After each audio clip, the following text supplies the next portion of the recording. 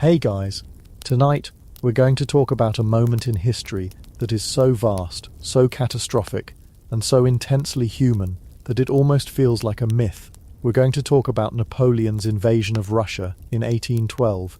It's a story of incredible hubris, unbelievable suffering, and the kind of resilience that is hard for us in our comfortable modern world to even comprehend. It's a story about what happens when the greatest army the world had ever seen goes up against an enemy it could never truly conquer, distance itself. Before we begin our march into the past, if you enjoy what I do here, these quiet explorations of history, I'd be so grateful if you'd consider liking the video or subscribing to the channel.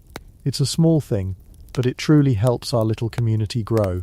And on that note, I'm always curious to know where you're listening from tonight. It's just a nice feeling to know we have this quiet global audience, all settling in together from different corners of the world. So now is the time. Let's make that transition. Lower the lights in your room, pull the covers up just a little bit higher. Maybe you have a fan on, providing that soft, steady hum. Whatever your ritual is for letting go of the day, do that now. Take a slow breath in and let it out. There's nothing else you need to do, just rest. And let's begin our journey together. Back to a world of emperors and empires, on the eve of a truly epic disaster. Chapter 1. The Unraveling Alliance, from Tilsit to the Niemen. Before a storm, there is often a strange and deceptive calm, an unusual stillness in the air, a peculiar quality to the light. For Europe in the summer of 1807, that calm was found on a raft. Not just any raft, of course. This was a raft built for the occasion.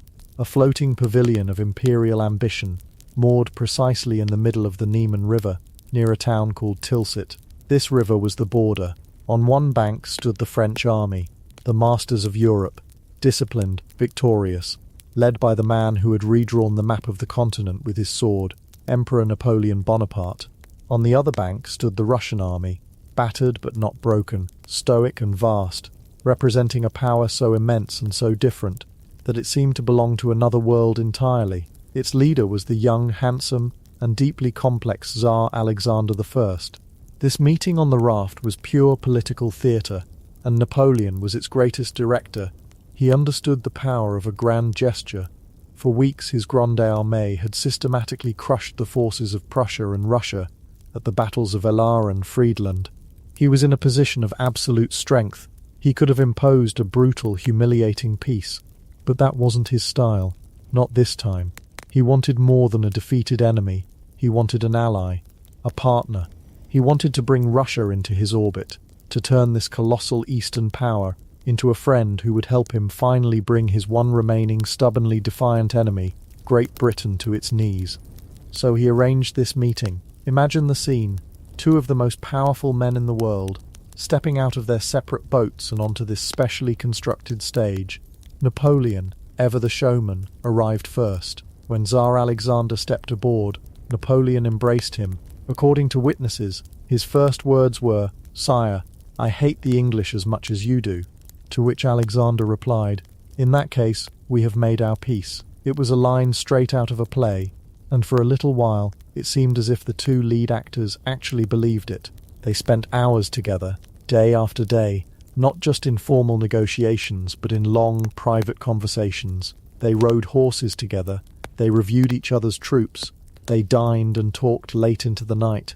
Napoleon, who was a master of charm when he chose to be, turned the full force of his personality on the young Tsar, and Alexander, who was known for his impressionable nature and his almost mystical view of destiny, was captivated. He saw in Napoleon not a conqueror, but a kindred spirit, another man burdened with the immense weight of shaping the world. It was the beginning of what historians often call a bromance, a strangely intense and personal bond between two autocrats who saw themselves as being above the petty concerns of normal men. They talked of grand designs. They imagined a world divided between them, an empire of the West and an empire of the East, ruling in harmony. Napoleon would handle Europe. Alexander could look towards the Ottoman Empire, towards Persia, towards India. It was a dizzying vision, two men sitting in a small room, casually carving up the globe like a dinner roast. The result of these intoxicating conversations was the Treaty of Tilsit. On the surface, it was a peace treaty, but it was really an alliance, sealed not by ink and paper so much as by the personal connection between these two men. Prussia, the third party in the recent war, was brutally punished. It lost about half of its territory. This was a warning to anyone who dared stand against Napoleon. But Russia was treated with remarkable generosity. It lost no land. In fact, it was given a piece of formerly Prussian territory. All Napoleon asked in return was for Russia to join him in his great economic crusade against Great Britain, the continental system.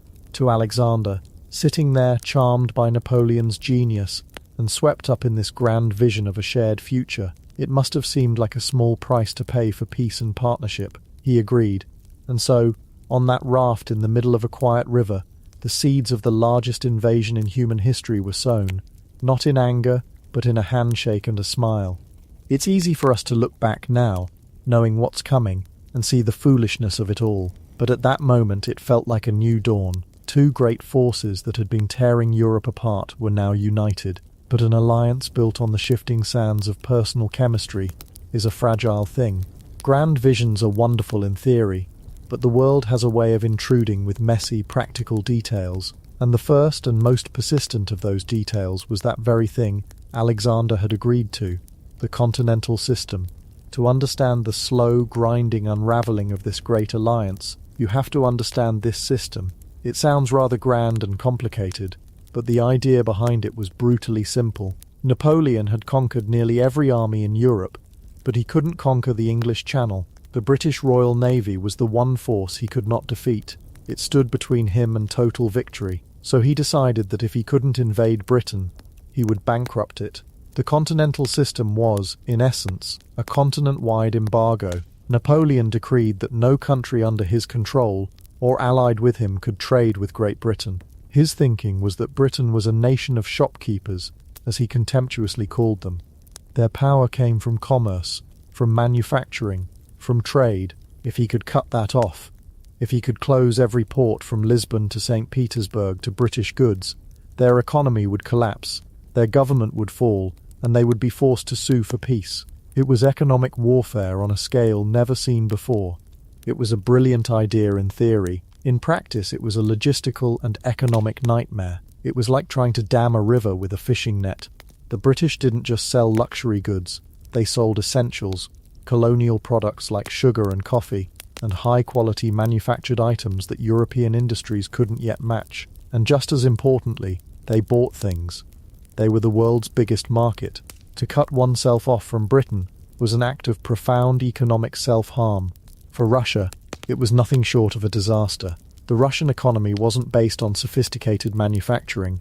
It was a vast agrarian empire whose wealth came from exporting raw materials. Things like timber for the masts of the Royal Navy, hemp for their ropes, tallow for candles, and enormous quantities of grain. And who was their number one customer for all of this? Great Britain. Napoleon was asking the Russian nobility, the very people whose support the Tsar depended on, to voluntarily set fire to their primary source of income. It's one thing to agree to a grand principle while you're being charmed by a genius on a fancy raft. It's another thing entirely when you get home and the people who actually run your country's economy start showing you the balance sheets. The value of the Russian ruble began to plummet. The customs revenues, which the state relied on, dried up. The great landowning aristocrats saw their fortunes evaporating. They couldn't sell their goods, and in return they couldn't buy the imported luxuries they had grown accustomed to. For them, this alliance with France wasn't some grand geopolitical strategy. It was a direct attack on their wallets and their way of life. And so Russia began to cheat. It was subtle at first. The treaty had loopholes. Trade with neutral countries was still allowed. Suddenly, an astonishing number of American and Greek ships started appearing in Russian ports, laden with goods that looked suspiciously British. They would fly a different flag, carry forged papers, but everyone knew what was happening. It was a continent-wide game of smuggling and deception. The goods would be offloaded in Russia and then trickle across the border into the rest of Europe, undermining Napoleon's grand blockade. Napoleon was not a man who appreciated being undermined. He had a vast network of spies and consuls, and he knew exactly what was happening. To him, this wasn't just a breach of a trade agreement. It was a betrayal. It was a sign that Alexander's commitment, his sworn friendship, was hollow. He would send angry letters to St. Petersburg, demanding that the Tsar crack down on this illicit trade. Alexander would send back polite, evasive replies, promising to do his best while doing very little.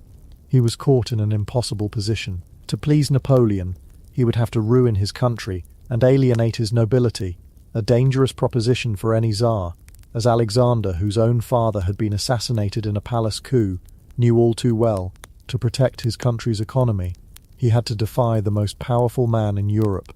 This economic friction was like a constant low-grade fever in the Franco-Russian relationship. It never went away. It just slowly weakened the bond, fostering suspicion and resentment on both sides. Napoleon felt Alexander was weak and duplicitous. Alexander began to see Napoleon not as a partner, but as a tyrant who demanded that all of Europe sacrifice its prosperity for the sake of his personal vendetta against an island nation.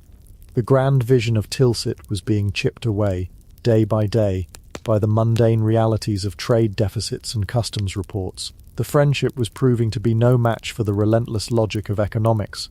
While the continental system was the persistent grinding issue that eroded the alliance from within, there was another problem, one far more emotional and symbolic, that sat like a thorn right on Russia's western border. This was the question of Poland. To understand why this was such a raw nerve, you have to remember that for much of the 18th century, Poland had been a large and powerful kingdom, but by the time of Napoleon, it no longer existed. It had been literally wiped off the map, carved up in a series of partitions by its three powerful neighbours, Russia, Prussia, and Austria. Russia had taken the largest share. For the Russian Empire, the destruction of Poland was a major strategic victory. It had removed a powerful rival and pushed its own borders deep into the heart of Europe. The last thing Russia wanted, the thing it feared above all else, was the return of a strong, independent Polish state on its doorstep.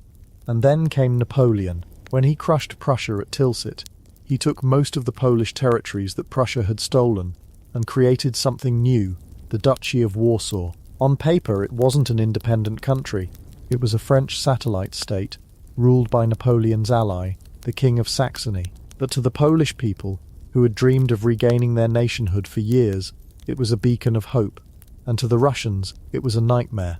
Napoleon had essentially planted a French-backed, Polish nationalist state right on Russia's frontier. The Duchy of Warsaw became a magnet for Polish patriots from all over the former kingdom, including those living under Russian rule. They saw Napoleon as their liberator. They flocked to join his armies, forming some of his most loyal and formidable legions. The very existence of the duchy was a constant, implicit threat to Russia. It suggested that what Napoleon had done to Prussia's Polish territories, he might one day do to Russia's. Tsar Alexander was deeply paranoid about this. He repeatedly asked Napoleon for a clear, unambiguous promise that he would never restore the full kingdom of Poland. He wanted a formal convention, a treaty, stating plainly that the Kingdom of Poland shall never be re-established. It was his number one diplomatic demand, and Napoleon, the master politician, always equivocated. He would offer vague assurances. The Poles are a brave people, he might say. They deserve my respect. But he would never sign the paper. He would never make the promise. Why? Because the Duchy of Warsaw was one of his most important strategic assets. It was a forward base, a recruiting ground, and a loyal ally positioned perfectly for any future conflict with Russia, Austria, or Prussia. The Polish question was his leverage over all three of the Eastern powers. To give it up would be to discard one of his most valuable cards. So he kept the Poles hoping, and the Russians guessing. This diplomatic dance went on for years. Alexander would plead and demand, and Napoleon would sidestep and delay. With every evasive answer, the Tsar's suspicion grew. He became convinced that Napoleon was simply biding his time, that his ultimate goal was to dismember the Russian Empire, starting with its Polish territories. The friendship and trust that had been born at Tilsit was curdling into deep-seated fear. The problem wasn't just that the two emperors disagreed on policy, it was that they were beginning to fundamentally distrust each other's intentions. Alexander started to believe that Napoleon's ambition had no limits, and that Russia would eventually be its target. This fear, this spectre of a resurrected Poland, would haunt every diplomatic exchange and push the two empires ever closer to a collision. It was a problem born not of economics but of history, nationalism, and pure old-fashioned geopolitical fear. The tensions were not confined to the cold plains of Poland. They also flared up in the sun-drenched, decaying lands of the south. The other great geopolitical chessboard of the era was the Ottoman Empire. For centuries it had been a vast and powerful force, but by the early 1800s it was famously known as the sick man of Europe. Its grip on its vast territories, especially in the Balkans, was weakening, and like vultures circling a dying beast, the great powers of Europe saw an opportunity. Russia, in particular, had a deep and almost spiritual ambition in this region. It saw itself as the protector of the Orthodox Christians living under Ottoman rule. More pragmatically, it had long dreamed of controlling the Bosphorus and Dardanelles Straits, the vital waterway that connected the Black Sea to the Mediterranean. Control of Constantinople, the ancient capital of the Orthodox world, was a centuries-old Russian dream.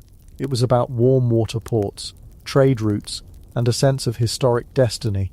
At Tilsit, Napoleon had seemed to encourage these ambitions. He had dangled the prospect of carving up the Ottoman Empire before Alexander, hinting that Russia could expand its influence southwards if it played its part in the alliance.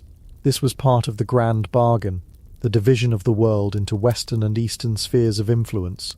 But once again the reality proved much more complicated than the fireside chat. A year after Tilsit, in the autumn of 1808, the two emperors met again at a grand summit in the German town of Erfurt.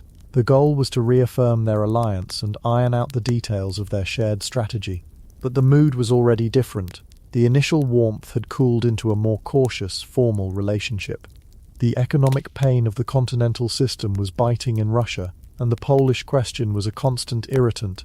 At Erfurt, the Ottoman problem came to a head. Alexander arrived with maps and plans, ready to talk specifics about partitioning the Turkish lands. Napoleon, however, had changed his tune.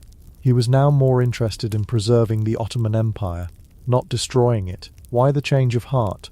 Because he was a supreme realist. A weak and pliable Ottoman Empire was a useful check on both Russia and Austria, but allowing Russia to expand all the way to Constantinople, to control the straits and project its power into the Mediterranean, that would create a new and potentially even more dangerous rival. He had no intention of helping Alexander achieve Russia's most cherished strategic goal, so he stalled. He made excuses. He talked in grand but vague terms, promising future cooperation while avoiding any concrete commitments. The summit at Erfurt, which was meant to be a glorious celebration of their partnership, was instead a tense and frustrating affair. It was all pageantry and performance, with little substance. The French diplomat Talleyrand, who was secretly working against Napoleon, even whispered to Alexander, "The French people are civilized. Their sovereign is not. The sovereign of Russia is civilized. His people are not. Therefore, the sovereign of Russia should be the ally of the French people." He was essentially encouraging the Tsar to stand up to Napoleon, to see him as a threat, not a partner. The final, and perhaps most personal, nail in the coffin of the alliance was a matter not of territory, but of marriage. By 1809, Napoleon was at the absolute zenith of his power, but he had one critical vulnerability. He had no legitimate heir. His wife, the Empress Josephine, was older than him and could not have any more children. He needed a son to secure his dynasty, and to do that, he needed a new wife, preferably a young one from one of Europe's ancient royal houses, to lend his upstart imperial title an air of legitimacy. His first choice was Russia, an alliance sealed by marriage. A Bonaparte on the throne with a Romanov bride would be the ultimate symbol of their partnership. He formally requested the hand of Alexander's youngest sister, the Grand Duchess Anna Pavlovna. This put the Tsar in a terrible bind. The Russian imperial family, and especially the powerful Dowager Empress, his mother, despised Napoleon. They saw him as a Corsican upstart, an atheist revolutionary, the murderer of a royal duke. The idea of one of their own marrying this man was abhorrent to them. Alexander, ever the diplomat, didn't give a flat no. That would be a direct insult. Instead, he stalled. He replied that his sister was far too young, only 14. He said the final decision rested with his mother, who had concerns about the religious differences. Weeks turned into months. There was no clear answer from St. Petersburg. For Napoleon, a man of decisive action who was used to getting his way, This dithering was infuriating. He saw it for what it was, a polite but unmistakable rejection, a snub. He wasn't going to wait around to be embarrassed. He quickly withdrew his proposal to Russia and, with stunning speed, turned to his recently defeated enemy, Austria. The Austrian emperor, desperate to appease his conqueror, was only too happy to offer up his own daughter, the Archduchess Marie-Louise. Within weeks, the deal was done. Napoleon, the product of the French Revolution, was marrying into the family of Marie Antoinette, the very symbol of the old regime his revolution had overthrown. When the news reached Alexander in St. Petersburg, he was reportedly stunned and deeply offended. He felt he had been played.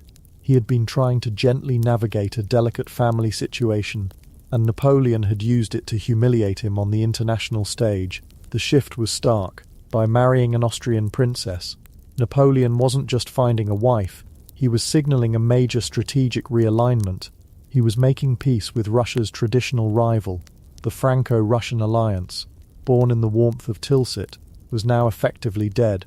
All that was left was the slow, inexorable slide towards war. The personal friendship had been poisoned by distrust, the strategic partnership shattered by conflicting ambitions. The two great eagles of Europe were no longer flying together. They were now circling each other, preparing for a fight. By 1811, the pretense was over. The polite diplomatic notes and strained assurances gave way to the grim and unmistakable sounds of preparation for war. Both sides knew what was coming. In Paris, Napoleon began to assemble the largest European army ever seen.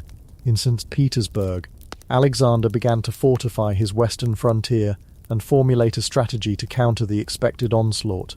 The air across the continent grew thick with tension. Everyone was waiting for the storm to break. The instrument of Napoleon's will was to be the Grande Armée of 1812. It was less an army and more a continent in motion. The numbers are still staggering to contemplate. Well over 500,000 men, some estimates go as high as 650,000, were gathered for the invasion. To put that in perspective, it was more than the entire population of Paris at the time. It was a city of soldiers, slowly, methodically, moving east. And it was a truly European army. This was not just a French force.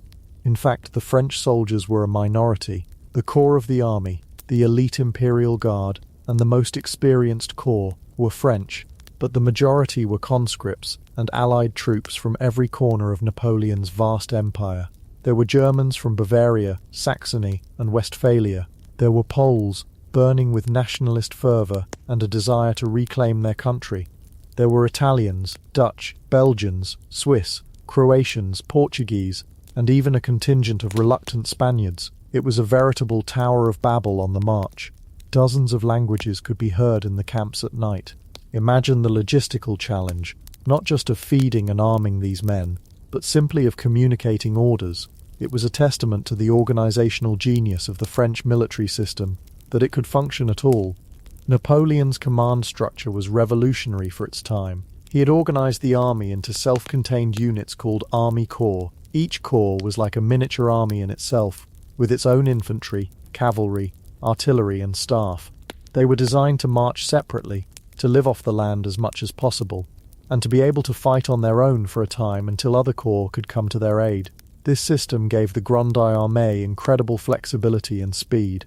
It allowed Napoleon to move vast numbers of men over long distances, without them getting hopelessly bottlenecked on the primitive roads of the era.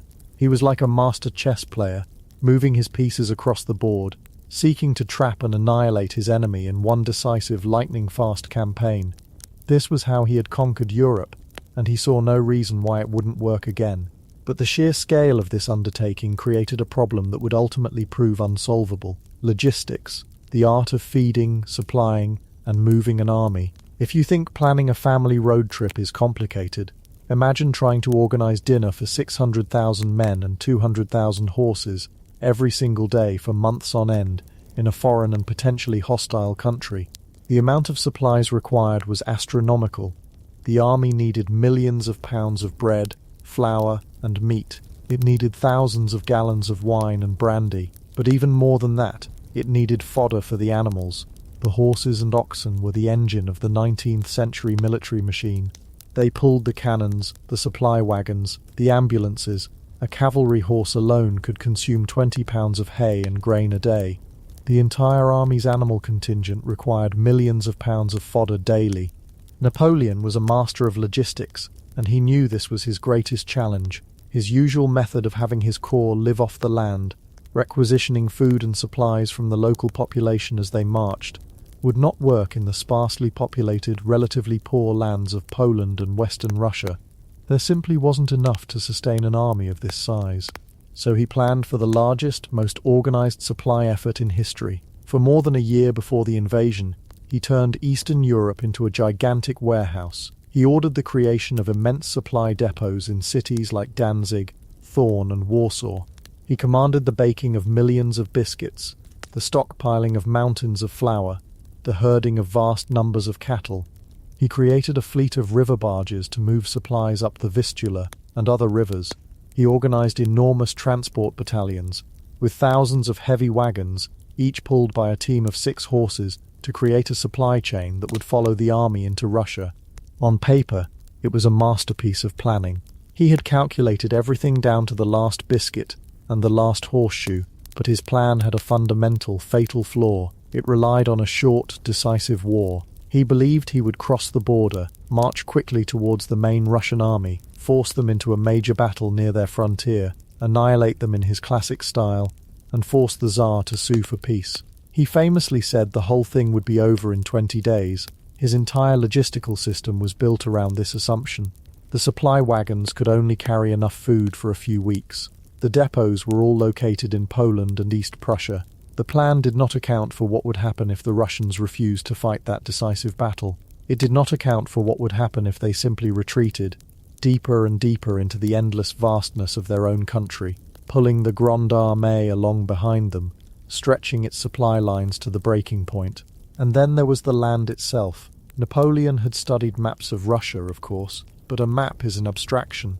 It doesn't convey the reality of the terrain. The roads in Western Europe were, for the most part, paved and well-maintained. In Poland and Russia, they were little more than dirt tracks. In the dry summer, they were choking clouds of dust. When it rained, they dissolved into impassable rivers of thick black mud, capable of swallowing wagons, cannons, and horses whole. The very landscape was an antagonist. The distances were unlike anything the French army had ever experienced. A march that would take a day in France could take 3 in Russia. The villages were smaller and farther apart. The forests were immense, dark, and menacing. The land itself seemed to resist them. It was a silent, passive enemy that fought not with cannons and bayonets, but with space, with mud, and with emptiness. As the spring of 1812 turned to summer, this monstrous army was finally concentrated along the banks of the Niemen River, the same river where Napoleon and Alexander had embraced as friends 5 years earlier. The soldiers, drawn from 20 nations, could feel the immense power they represented. They were part of an invincible force, led by a man they considered the greatest military genius in history. There was a sense of excitement, of impending glory. They were about to embark on the grandest adventure of their lives. They were confident that victory was certain and swift. They were told they were marching to secure a lasting peace, to finally bring the endless wars of their era to a close. But there was also a quiet unease.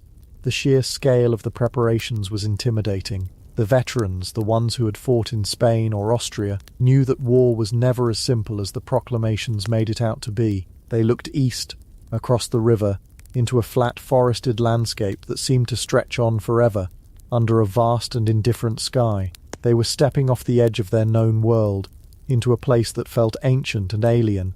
They had no way of knowing that they were not just marching into Russia.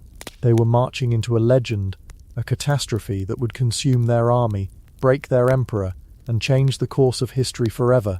The great storm was about to break. Chapter 2. The Silent War, Scorched Earth, and the Endless Advance. The great storm broke not with a thunderclap, but with the quiet, rhythmic tramp of 100,000 boots on wooden pontoon bridges. On that late June night in 1812, under a sky still faintly luminous with the northern twilight, the first waves of the Grande Armée crossed the Niemen River. There was a sense of profound, almost religious gravity to the moment. This wasn't just another river crossing, another border violated. This was it. This was the Rubicon of the 19th century. The air was thick with the scent of crushed grass, damp earth, and the nervous sweat of 500,000 men and their horses. They flowed across in a silent, disciplined torrent, a river of dark blue and polished steel pouring into the vast emptiness of Russia. As Napoleon himself crossed, a strange and unsettling omen occurred. His horse, a steady veteran of many campaigns, suddenly shied and threw him. He was unhurt, just shaken and covered in the sandy dust of the riverbank, but a murmur of disquiet rippled through his staff. It was a clumsy, undignified moment at the very threshold of his greatest gamble, a brief, jarring note in the symphony of conquest. And then silence. Once across, the army fanned out, expecting something. A line of Russian skirmishers, a cavalry charge, the boom of distant artillery, but there was nothing. Just the whisper of the wind through the immense forests of Lithuania, the chirping of insects in the tall grass. The Russian army was gone. It had simply vanished, melting back into the landscape like a morning mist. The French scouts pushed forward, and then further still, and all they found were abandoned campsites, the faint tracks of a retreating force, and a quiet that felt less like peace and more like a held breath. This was the first lesson of Russia, a lesson the Grande Armée would learn with agonizing slowness over the coming months. The primary enemy here wasn't the Russian soldier, it was Russia itself. The first antagonist they faced was a foe they could never outflank, never intimidate, never defeat in a glorious charge, sheer mind-numbing distance. You have to understand, we live in a world of paved roads, GPS, and next-day delivery. The logistics of moving even a small group of people across a continent are a solved problem. Napoleon's army was, in modern terms, a megacity on the move, with the logistical infrastructure of a medieval caravan. The Grande Armée wasn't a single entity, it was a colossal serpent of men, horses and wagons stretching for dozens, sometimes hundreds of miles. The vanguard might be kicking up dust in one province while the rearguard was still trying to extricate its cannons from the mud of the last. And the roads. We can't even call them roads. They were polite suggestions of a path, dusty tracks in the dry weather, and bottomless troughs of sucking mud the moment it rained. The hundreds of thousands of boots, iron-rimmed wheels and horseshoes churned these paths into a fine, choking powder that rose in suffocating clouds. It was a constant, gritty blizzard of filth that coated everything. It got into the men's eyes, their lungs, their food. They marched in a perpetual brown haze, their brilliant uniforms rendered a uniform shade of grime, their faces caked in masks of sweat and dirt. They looked not like the conquerors of Europe, but like wraiths haunting a desolate land. This colossal, slow-moving column was meant to be supplied by a system of depots and a train of thousands of heavy wagons. It was a beautiful plan on paper, a masterpiece of military organization conceived in a comfortable Parisian office. In the reality of the Russian wilderness, it was a complete and utter fantasy. The heavy wagons, designed for the paved highways of France and Germany, were swallowed by the sandy soil. Their axles broke, their horses, fed on inadequate rations, grew weak and died in their harnesses, their bodies left to rot by the side of the track, a growing, stinking monument to a failing supply chain. Within the first week, the central supply system had effectively collapsed. The plan had been for the army to live off the land, but this brought them face to face with the second great weapon of the Russian defense, a strategy as silent and as devastating as the distance itself, the scorched earth. The Russian commander, a cautious and deeply intelligent man named Barclay de Tolly, understood a fundamental truth that Napoleon, in his arrogance, had overlooked. He knew he could not defeat the Grande Armée in a single decisive battle. Napoleon was the master of that game, so Barclay refused to play. Instead of facing the French, he would lead them on a chase, pulling them deeper and deeper into the heart of Russia, letting the land itself do the fighting for him. As the Russian army retreated, they took everything. They drove their cattle with them. They emptied their granaries, and what they couldn't carry, they burned. They dismantled bridges, poisoned wells with animal carcasses, and evacuated entire towns. The French would march for days, their stomachs gnawing, dreaming of the supplies they would find in the next village, only to arrive and find a ghost town of empty houses and smouldering barns. The only inhabitants were the very old or the very sick, left behind to stare with hollow eyes at the invaders who had come for a feast, and found only ashes. This had a devastating effect, not just on the men's stomachs but on their morale. An army marches on its stomach, but it also marches on its sense of purpose. Here, there was no glory, there was no enemy to fight, no population to liberate or subjugate. There was just the endless empty road, the choking dust, the gnawing hunger, and the frustrating, infuriating knowledge that the enemy was always just over the horizon, luring them further into the trap. Discipline began to fray at the edges. Soldiers, once the proud, disciplined veterans of a dozen victorious campaigns, began to slip away from the column at night. They formed foraging parties that were, in truth, little more than armed gangs, terrorizing what little of the countryside hadn't already been stripped bare. They became what they were fighting, a plague upon the land. But even this desperate foraging yielded little. A few scrawny chickens, a sack of rotten potatoes, a hidden cache of grain. It was never enough. And then the heat came. The summer of 1812 was brutally hot. The men marched in their thick wool uniforms, designed for a temperate European climate, not for this vast continental furnace. The sun beat down from a cloudless metallic sky. The air was heavy and still. Heat stroke became a common cause of death. Men would simply collapse by the side of the road, their faces flushed, their bodies convulsing, and there was nothing anyone could do. The heat created a desperate, maddening thirst. Water became more precious than gold, more sought after than glory, but the scorched earth strategy had taken care of that too. Wells were often fouled, streams were muddy and stagnant. In their desperation, men would drink from any puddle, any marshy pool they could find, scooping up the brackish, insect-filled water with their cupped hands, heedless of the consequences. And the consequences were catastrophic. This is where the silent war began to claim its victims in earnest. Typhus and dysentery began to rip through the ranks. We have to remember, the germ theory of disease was still decades away. They had no understanding of microbiology, of how contaminated water could turn an army into a walking hospital. Dysentery. They called it the bloody flux. It was a miserable, debilitating illness that left men too weak to stand. Racked with cramps and fever, they would soil themselves where they lay, in the wagons or by the side of the road, dying in indignity and squalor. The camps became foul, stinking places, thick with the smell of human waste and sickness. Then there was typhus, spread by the body lice that infested every soldier's uniform. They called it Russian fever, or camp fever. It was even more terrifying. It began with a headache and a high fever, followed by a rash and delirium. Men would rave, seeing phantoms before sinking into a stupor, and then, often, into death. These two diseases were the true victors of the summer campaign. By the time the army reached Smolensk in August, less than 2 months into the invasion, it had already lost over 100,000 men, and fewer than a tenth of those had been lost to combat. The rest were dead or incapacitated by disease, starvation and exhaustion. The silent war was proving to be far more deadly than any battle Napoleon had ever fought. The Grande Armée was bleeding to death from 1,000 invisible cuts, long before it ever saw the main Russian force in strength. The psychological toll was immense. Imagine marching for weeks on end, watching your comrades drop away one by one, not from a heroic bullet wound, but from a fever or a stomach ailment. Imagine the gnawing uncertainty, the feeling of being drawn into a void. The further they marched, the more their world shrank, until it was just the patch of dusty road in front of them, the man to their left, the man to their right, and the ever-present grinding hunger. The horses were suffering just as much, if not more.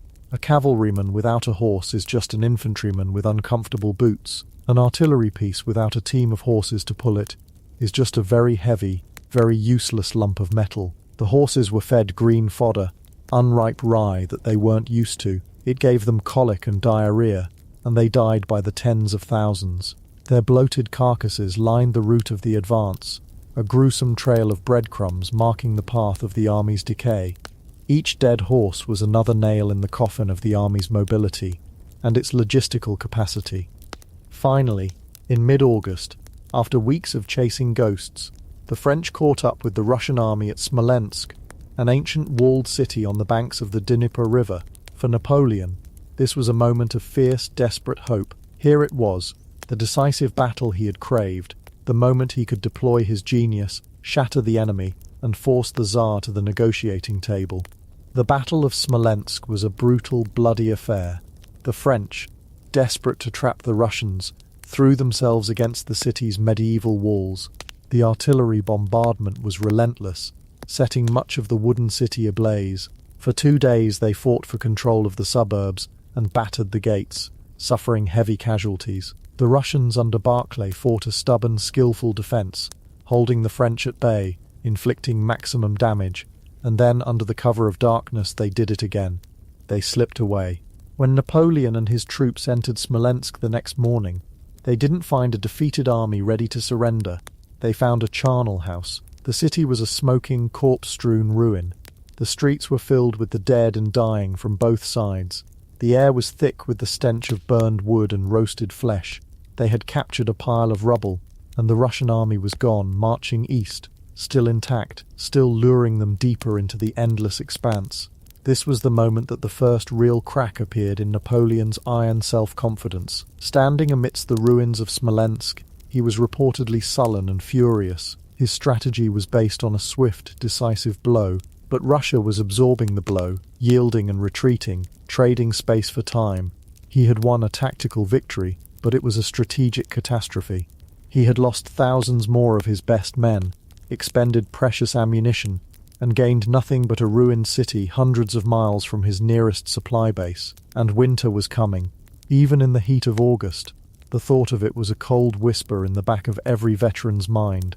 The failure to destroy the Russian army at Smolensk had political consequences back in the Russian court. The nobility was furious with Barclay de Tolly's strategy of constant retreat. It felt cowardly, un-Russian. They clamoured for a commander who would stand and fight for Mother Russia, for the holy city of Moscow. And so the Tsar replaced Barclay with a wily, one-eyed old veteran named Mikhail Kutuzov. Kutuzov was, in many ways, just as cautious as Barclay. He understood that the strategy of retreat and attrition was working perfectly. He knew that Russia's greatest allies were General January and General February, but he was also a shrewd politician. He understood that the army and the nation demanded a battle. He knew he had to turn and give them one, to save Moscow and to save Russian honor, and so he began to search for a place to make a stand. He found it about 75 miles west of Moscow, near a small village called Borodino. The landscape here was a series of gentle ridges and ravines, which Kutuzov's engineers quickly fortified with a series of earthworks, most famously the large Revesky redoubt in the centre and the arrowhead-shaped Bagration flèches on the left.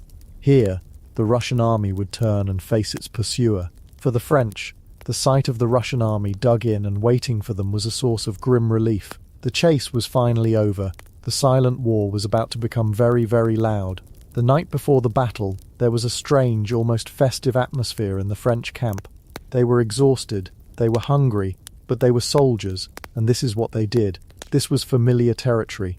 They cleaned their muskets, sharpened their bayonets, and dreamed of the victory that would surely come tomorrow, a victory that would finally end this miserable campaign.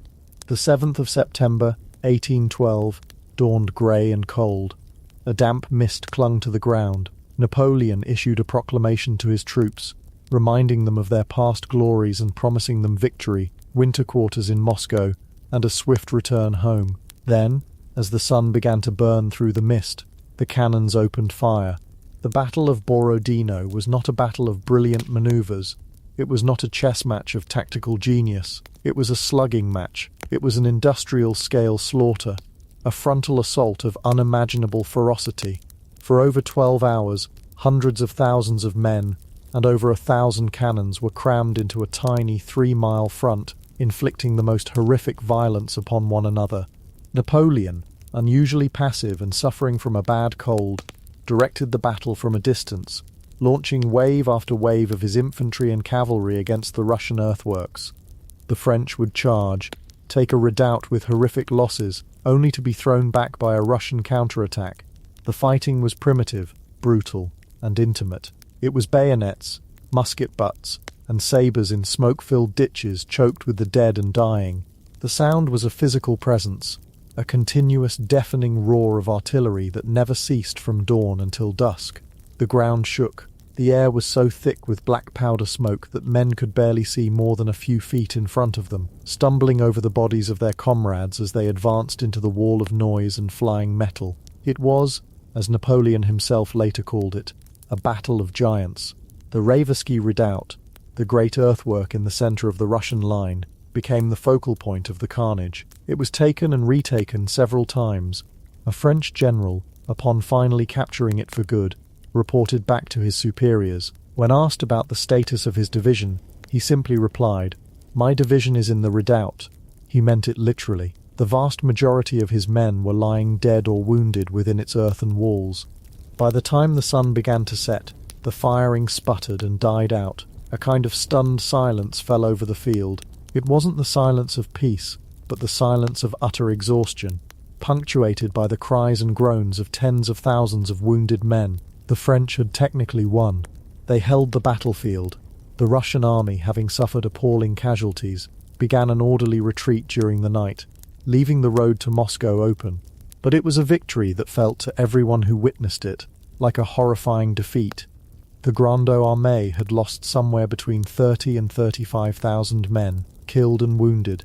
But these weren't just any men. They were the hardened veterans, the elite grenadiers, the irreplaceable heavy cavalrymen of the cuirassier divisions. 49 French generals had been killed or wounded. The army's very soul had been ripped out on that field.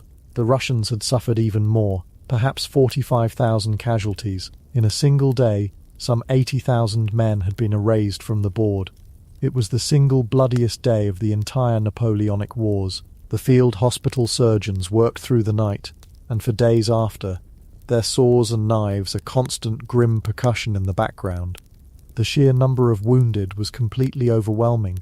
There weren't enough bandages, enough surgeons, enough clean water. Men with horrific wounds lay on the cold ground for days, dying of shock, blood loss and infection. The battlefield itself was a scene from a nightmare. The dead lay in heaps, piled on top of each other in the ditches and redoubts, their bodies contorted in the final agonies of death. Kutuzov had lost the battle, but he had accomplished his goal. He had savaged the French army, bleeding it of its best troops and its offensive power. He had given the Russian people their battle of honor, and now he could go back to the strategy that he knew would ultimately work: retreat and let the land and the coming winter do the rest. For the French soldiers who survived Borodino, the elation of victory was non-existent. They were stunned, traumatized, and exhausted. They had marched 1,000 kilometers, starved, died of disease, and fought the most terrible battle of their lives. And for what? For another patch of empty ground. Still, there was one prize left, one last hope that could make all of this suffering worthwhile. Moscow, the ancient holy capital of Russia. Surely, the capture of Moscow would force the Tsar to surrender. It had to. There was no other possibility. And so the depleted, bloodied ghost of the Grande Armée picked itself up and began the final 75-mile march. They were no longer the proud conquerors who had crossed the Niemen. They were a column of survivors, stumbling through a landscape of their own making, a landscape of ashes and death. A week later, from a rise in the road called the Sparrow Hills, they saw it. In the distance, spread out before them, was Moscow. Its hundreds of churches were topped with gilded, onion-shaped domes and golden crosses that glittered in the autumn sun. It looked like a fairy tale city, a promised land. To the weary, filthy soldiers, it was a mirage of safety, of warm beds, of endless food and wine. It was the end of the march. It was salvation. They began to cheer, a ragged, hoarse sound from exhausted throats. Moscow! Moscow! They couldn't know, as they gazed upon that beautiful, silent city, that they weren't looking at their salvation. They were looking at their salvation. They were looking at their tomb. The silent war of the summer was over. A new and even more terrible war was about to begin. Chapter 3. The Hollow Prize. Occupation and the Great Fire of Moscow. And so they began to move. The vanguard of the Grande Armée, the cavalry under the flamboyant King of Naples, Joachim Murat, pushed forward from the Sparrow Hills. They moved down into the suburbs, their horses' hooves clattering on the cobblestones, the sound echoing in a way it shouldn't. It was the kind of echo you only get in an empty place. The cheering from the main army faded behind them, replaced by a growing, profound, and deeply unsettling silence. They expected to be met by a delegation of city fathers, the boyars, in their fine furs, offering the keys to the city on a velvet cushion. They expected sullen crowds, perhaps, but crowds nonetheless, people, life. Instead, they found nothing. Street after street was deserted.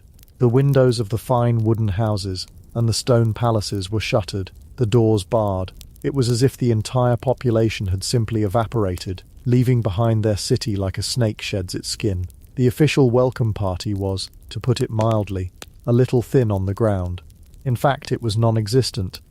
Imagine walking into a modern capital, London, Paris, New York, on a Tuesday afternoon and finding it utterly silent. No cars, no voices, just the sound of your own footsteps and the whisper of the wind blowing trash down the boulevards. It's the opening scene of a post-apocalyptic movie. It's fundamentally wrong. That was the feeling creeping into the hearts of these first French soldiers. The promised land felt haunted.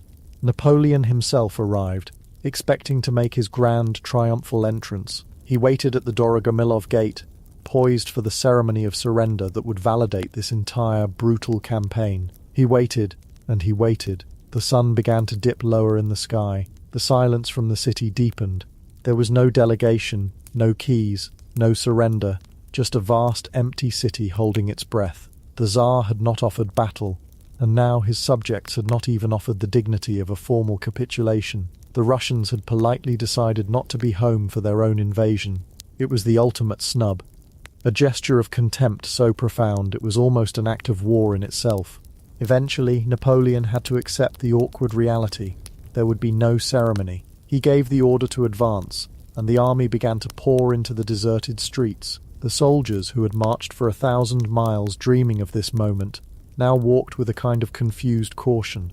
They peered into empty shops, pushed open the doors of abandoned churches, their calls of "anyone here" echoing unanswered in the gilded twilight.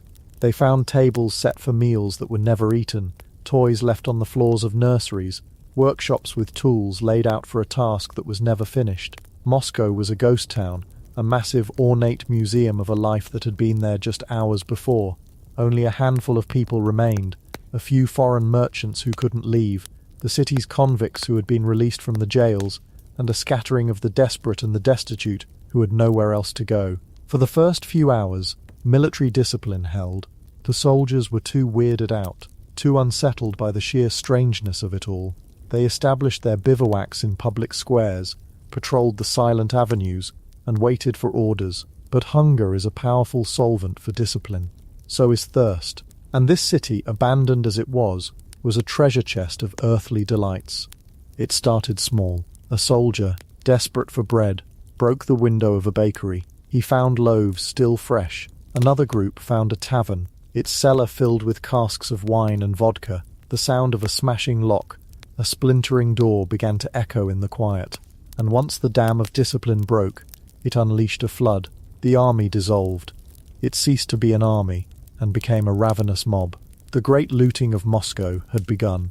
This wasn't just a search for food. It was a descent into a kind of feverish madness. Soldiers who had been living on horse meat and rye biscuits for months suddenly found themselves in the palaces of Russian nobles. They gorged themselves on preserved fruits, smoked fish, and rich pastries. They drank champagne from silver goblets, and then threw the goblets aside. They stumbled through cellars, tapping casks of ancient vintages, letting the wine run in sticky rivers across the floor. But it went far beyond sustenance. It became a frantic, almost pathological grab for things. Soldiers in ragged, filthy uniforms draped themselves in priceless silk gowns and sable furs. They stuffed their knapsacks with porcelain figurines, silver candelabras, and ornate clocks they had no idea how to wind. They strapped gilded picture frames to their backs. They found libraries full of beautiful leather-bound books in a language they couldn't read, and used the pages to start their cooking fires. It was the ultimate Black Friday sale, except everything was free, and the store owners had just vanished. There was a surreal, almost comical quality to it. You'd see a grizzled grenadier, his face blackened by gunpowder, carefully trying to pry a delicate crystal chandelier from a ceiling, or a cavalryman trying to stuff a grand piano into a handcart. They were taking anything that glittered, anything that seemed valuable, with no thought for how they might carry it. It was pure instinctual acquisition. For men who had owned nothing but their musket and the clothes on their back, this was a fantasy made real. They were dragons sleeping on a hoard of treasure, even if that hoard was mostly useless junk. Napoleon, who had finally made his way to the Kremlin, the ancient fortress-like heart of the city, was disgusted.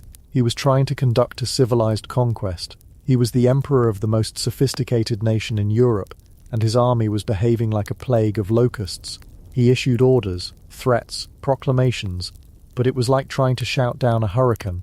The command structure had temporarily ceased to exist. Officers were looting alongside their men. The Imperial Guard, the elite of the elite, held out the longest, maintaining their iron discipline, but even they eventually succumbed to the temptation, though they did it with a bit more decorum, a more organized and selective form of plunder.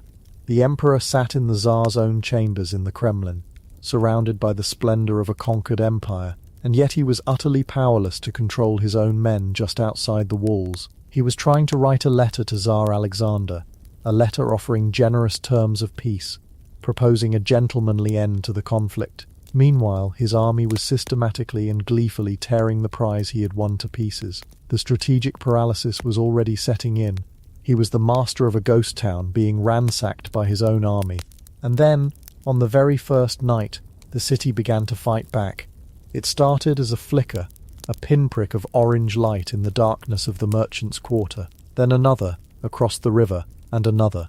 At first the French paid little attention. In the chaos of an occupation, with thousands of soldiers lighting cooking fires in unfamiliar wooden buildings after drinking cellars dry, a few accidental fires were to be expected.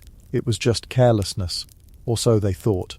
But these were not careless fires. By the morning of September 15th, the small blazes had grown. The wind, which had been gentle, began to pick up, a steady, determined breeze that seemed to have a purpose. It fanned the embers, carried sparks from one rooftop to the next. The fires didn't just spread, they multiplied. New ones erupted in parts of the city miles away from the French encampments, in places no soldier had yet reached. There was a pattern here, a logic. This wasn't an accident. This was a plan. The French began to catch them. Shadowy figures, dressed in rags, darting down alleys with torches and pots of combustibles. When interrogated, these men, some of them released convicts, others police officers in disguise, confessed they were acting on orders from the governor of Moscow, Count Rostopchin.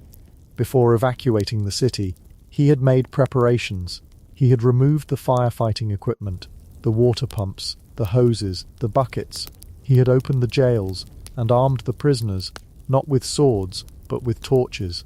His parting shot was an act of civilizational arson. He had decided that if Russia couldn't have Moscow, nobody could.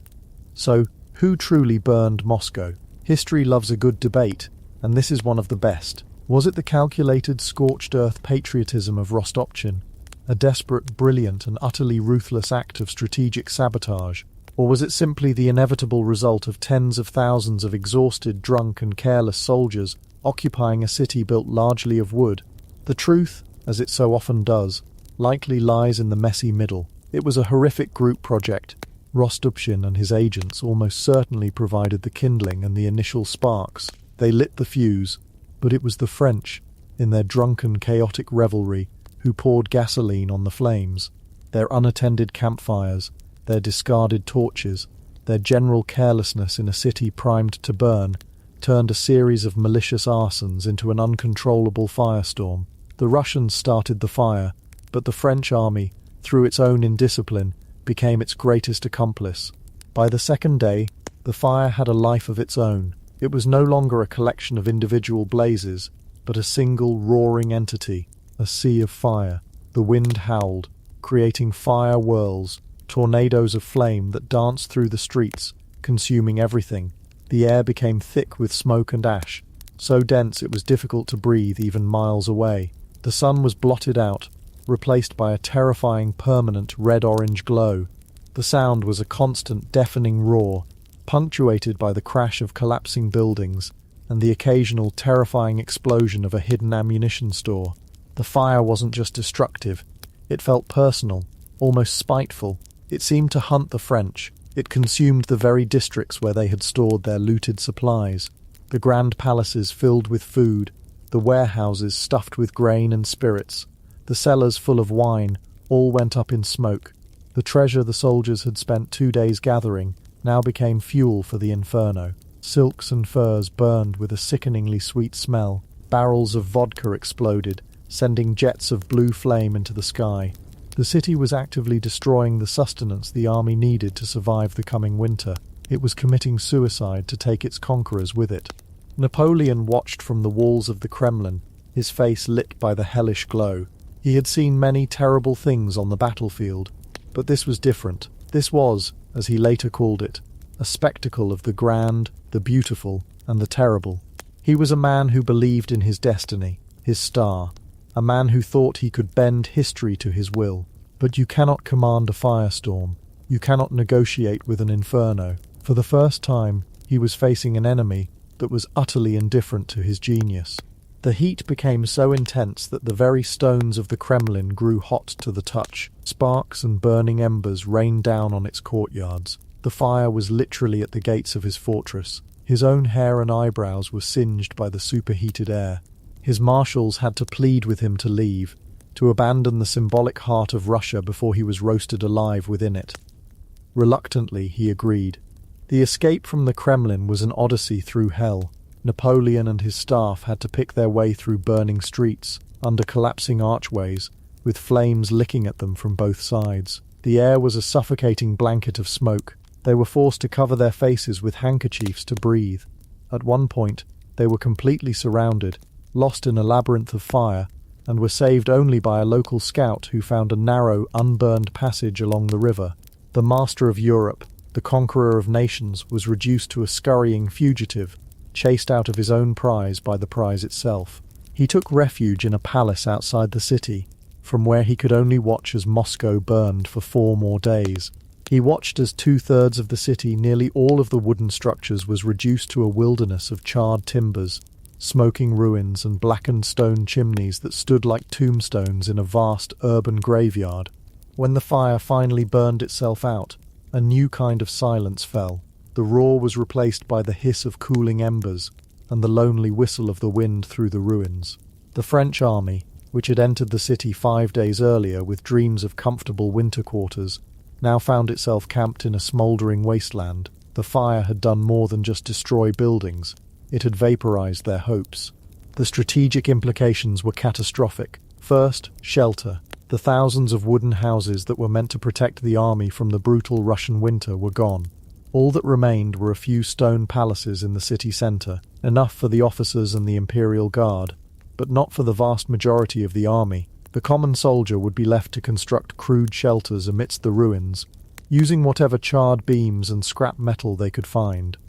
Second, and far more critical, was the issue of supplies. The army had marched to Moscow on the assumption that it would find enough food and fodder there to last the winter, and it had been there. Moscow was a major logistical hub, its warehouses filled with flour, grain, salted meat, vodka and hay for the horses. The looting had been wasteful, but the fire was an act of total annihilation. It had incinerated the army's winter rations. What little remained was quickly consumed. The soldiers were soon back on short rations, hunting for scraps in the cellars of burned-out houses. Their horses, the engines of the army's mobility and supply train, were already beginning to starve. But the most devastating blow was psychological. It fell squarely on Napoleon himself. He returned to the Kremlin, now a soot-stained stone island in an ocean of ash, and he waited. He could not or would not accept what had happened. His entire strategy was predicated on the Tsar asking for peace, a decisive battle, the capture of the capital. This was the formula that had always worked before. It had worked in Austria. It had worked in Prussia.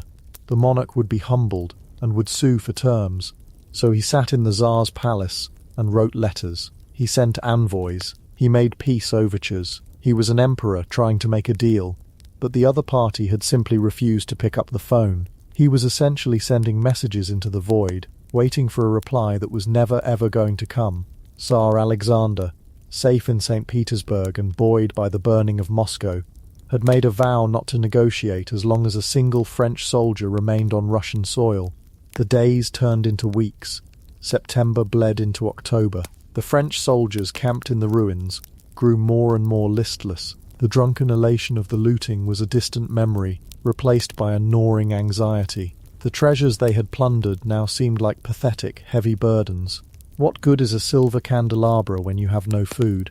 What good is a silk gown when the nights are getting colder and you have no firewood?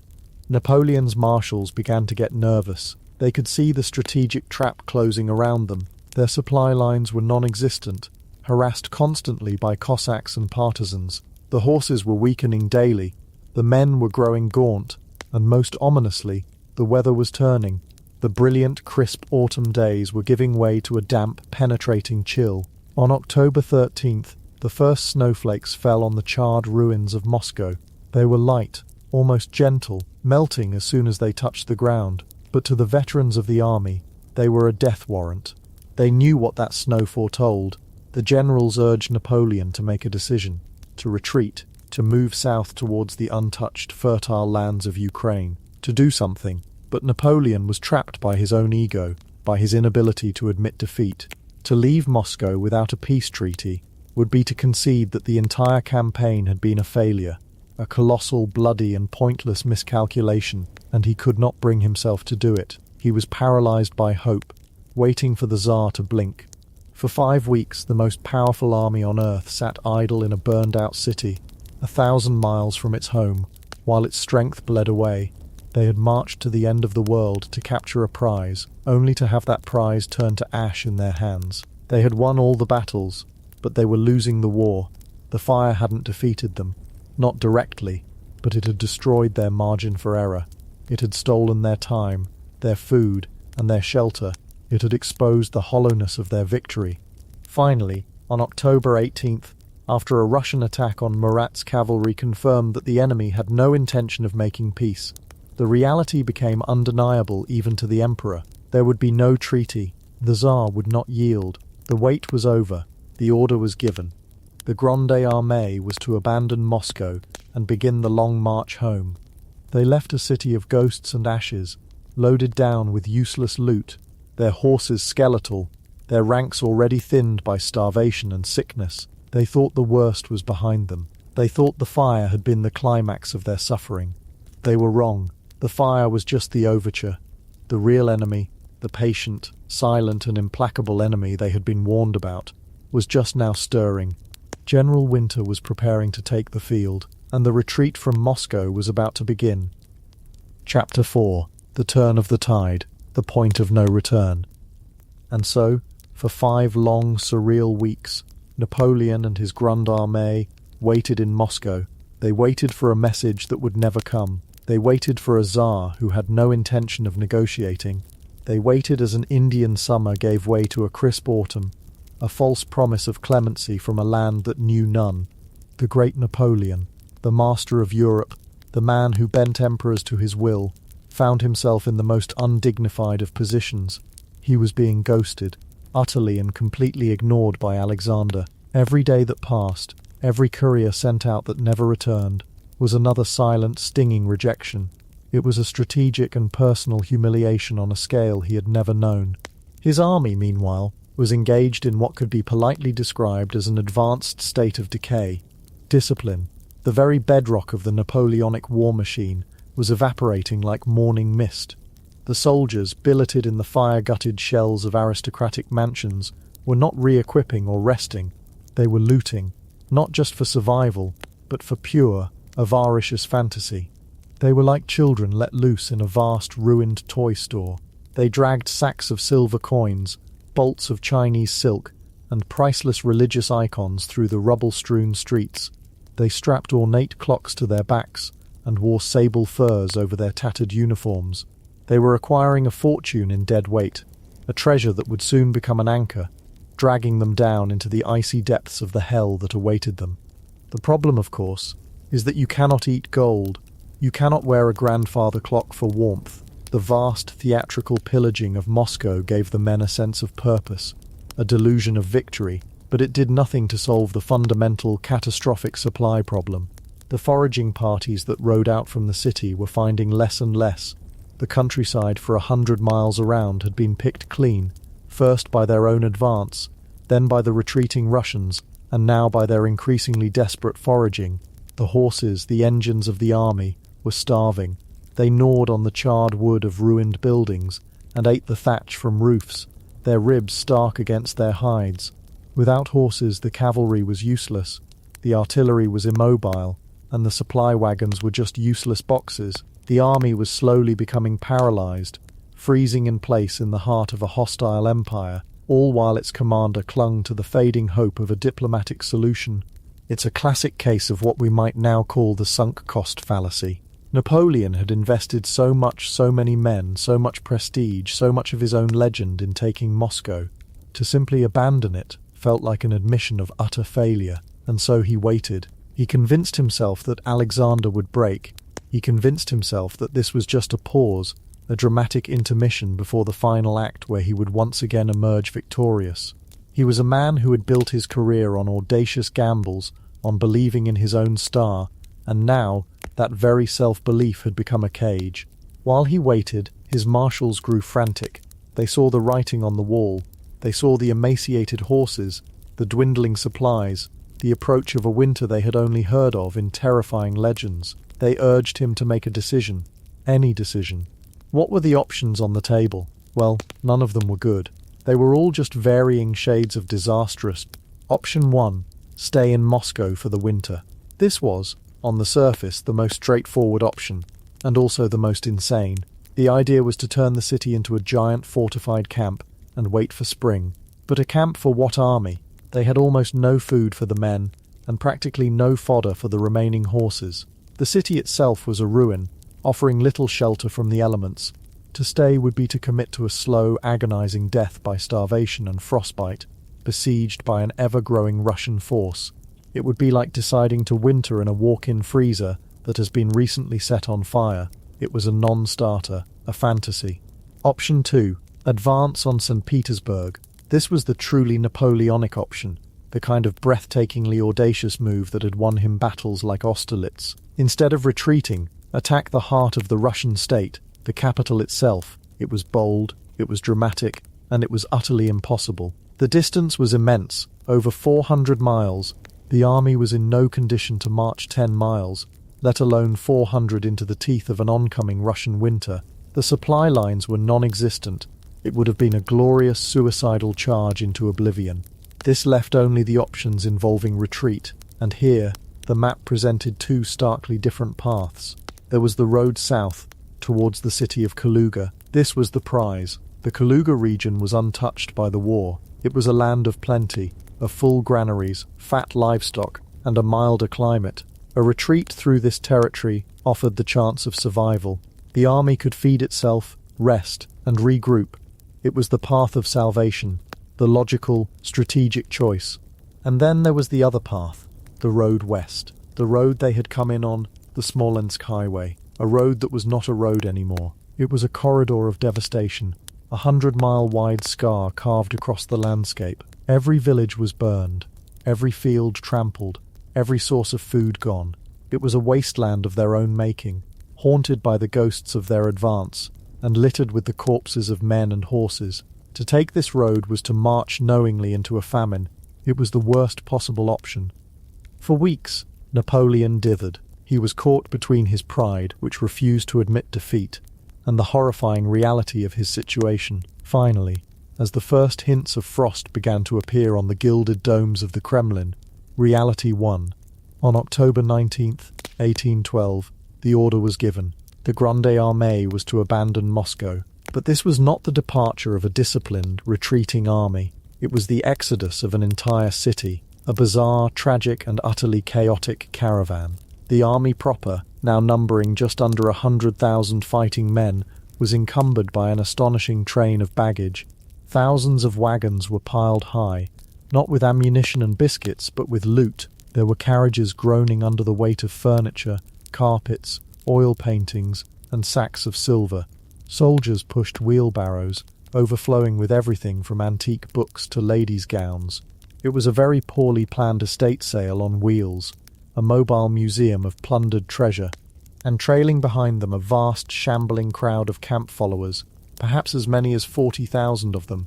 There were French merchants and artisans who had lived in Moscow and now feared retribution. There were Russian women who had formed relationships with French soldiers, now ostracized by their own people. There were their children. There were actors, tailors, servants, all of them swept up in the retreat, their faces a mixture of hope and terror. They were a civilian population utterly unprepared for what was to come, adding an immense logistical and moral burden to an army that could barely support itself. Napoleon's plan, his last roll of the dice, was to take the southern road, to feint west, as if he were taking the devastated Smolensk road, but then to cut sharply south towards Kaluga and its promised abundance. It was a good plan, a desperate plan, but a good one. He was trying to outflank not just the Russian army, but winter itself. The old Russian commander Kutuzov, however, was not easily fooled. He was old, he was patient, and he understood his land. He wasn't interested in a grand, decisive battle in the Napoleonic style. He had already tried that at Borodino and paid a terrible price. His strategy was simpler and far more brutal. He would just keep moving his army to block the French path south. He would be a wall. He would herd Napoleon's army, like a tired old shepherd herding a flock of wolves, back towards the path of destruction they had already carved. He would let the land and the winter do the fighting for him. And so, a grim race began. The French, a glittering, slow-moving river of men and plunder, flowed south. The Russians, leaner and moving with purpose, marched west to intercept them. The collision point was a small, insignificant town on the banks of the Luzha River, a town whose name would be burned into the memory of the survivors, Maloyoroslavets. The town itself was nothing special, a collection of wooden houses and a few stone churches, perched on a steep hill overlooking the river. It was strategically vital for one reason, and one reason only. It controlled the road to Kaluga. Whoever held Maloyoroslavets held the key to the south, the key to survival. On October 24th, the French vanguard, led by Napoleon's stepson, Eugène de Beauharnais, reached the town. They found it occupied by a small Russian force. What followed was one of the most savage and desperate battles of the entire campaign. It was not a battle of grand cavalry charges or elegant maneuvers. It was a brutal, street-by-street, house-by-house brawl.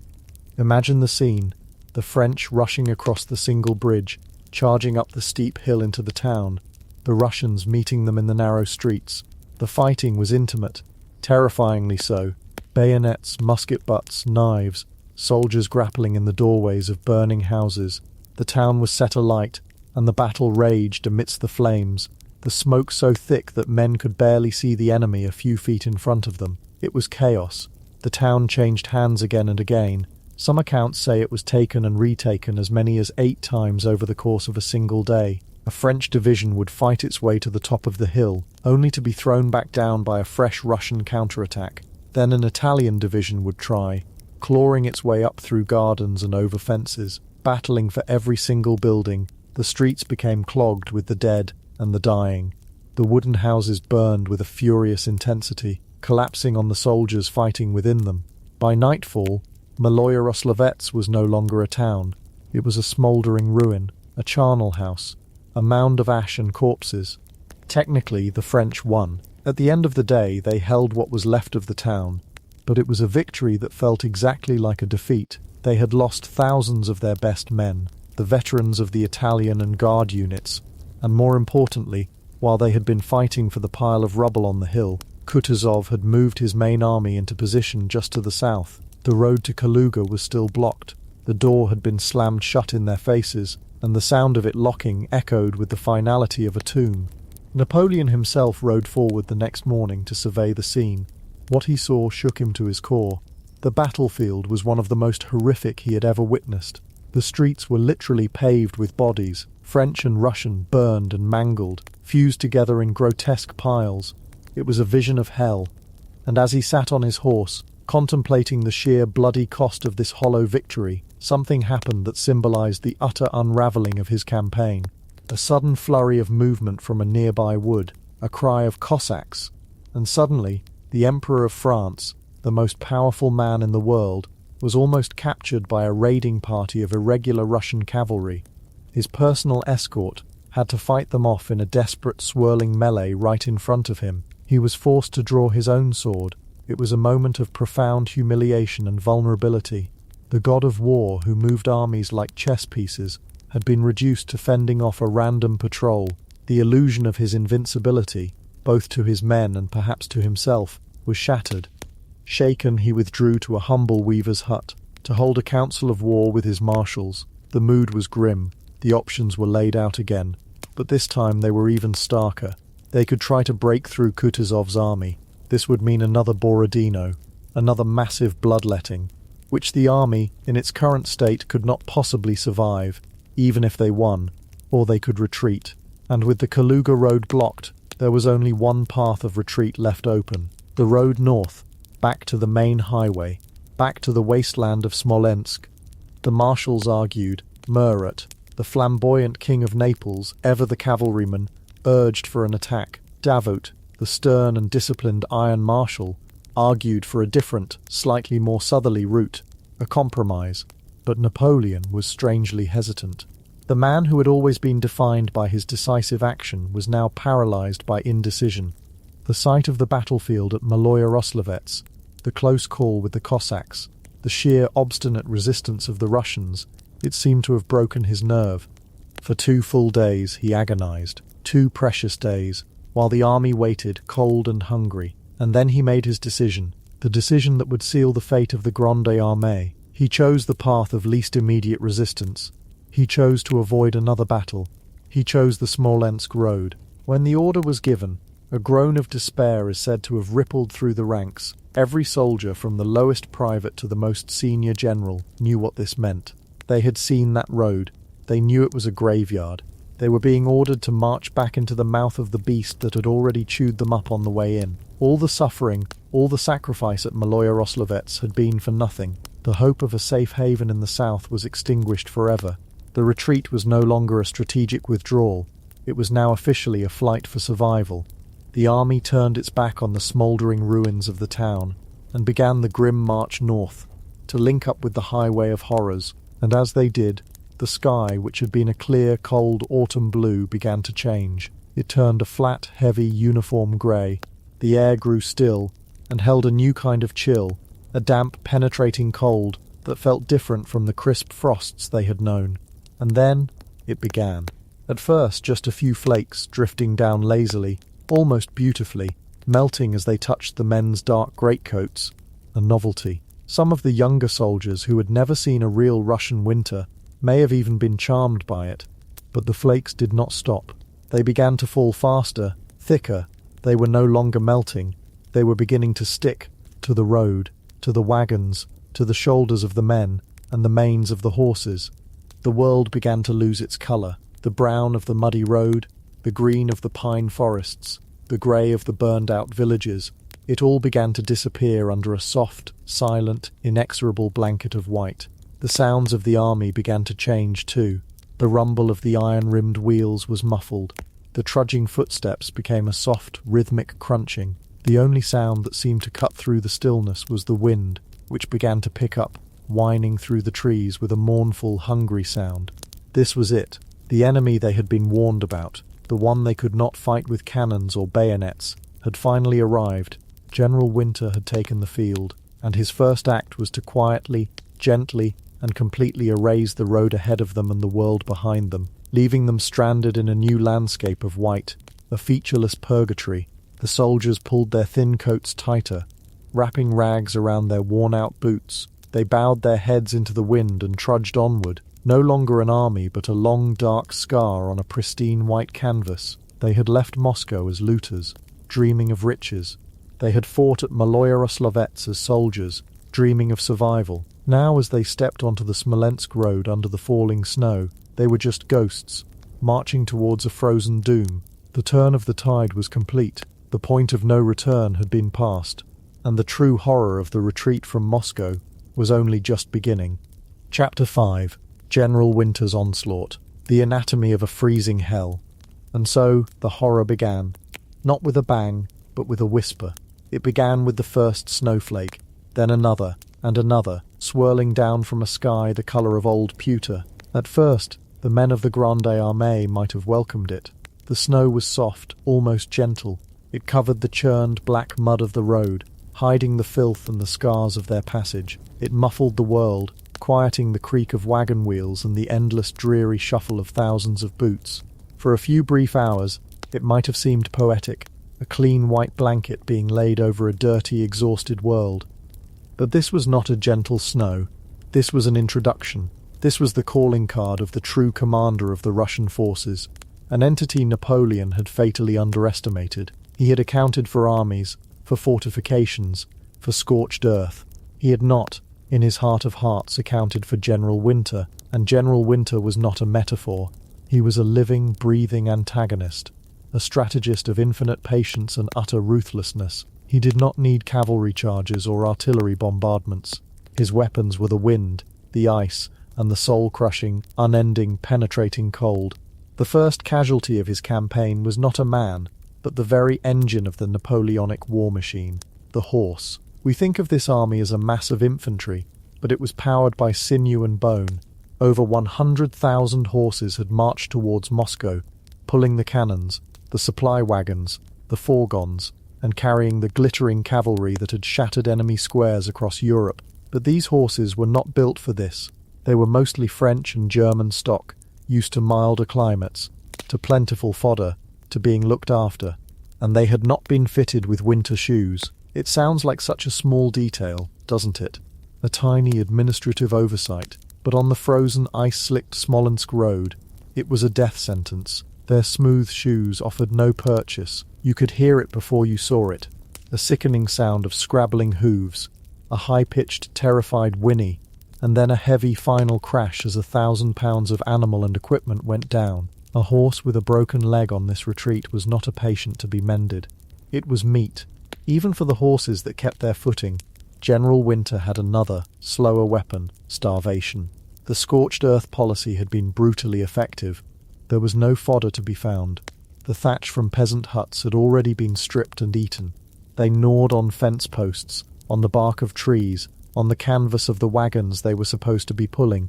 Their sleek, powerful muscles withered. Their ribs started to show. Their great loyal eyes grew dull with a deep animal despair. They would pull until they couldn't. Then they would stumble, and then they would fall, and they would not get up.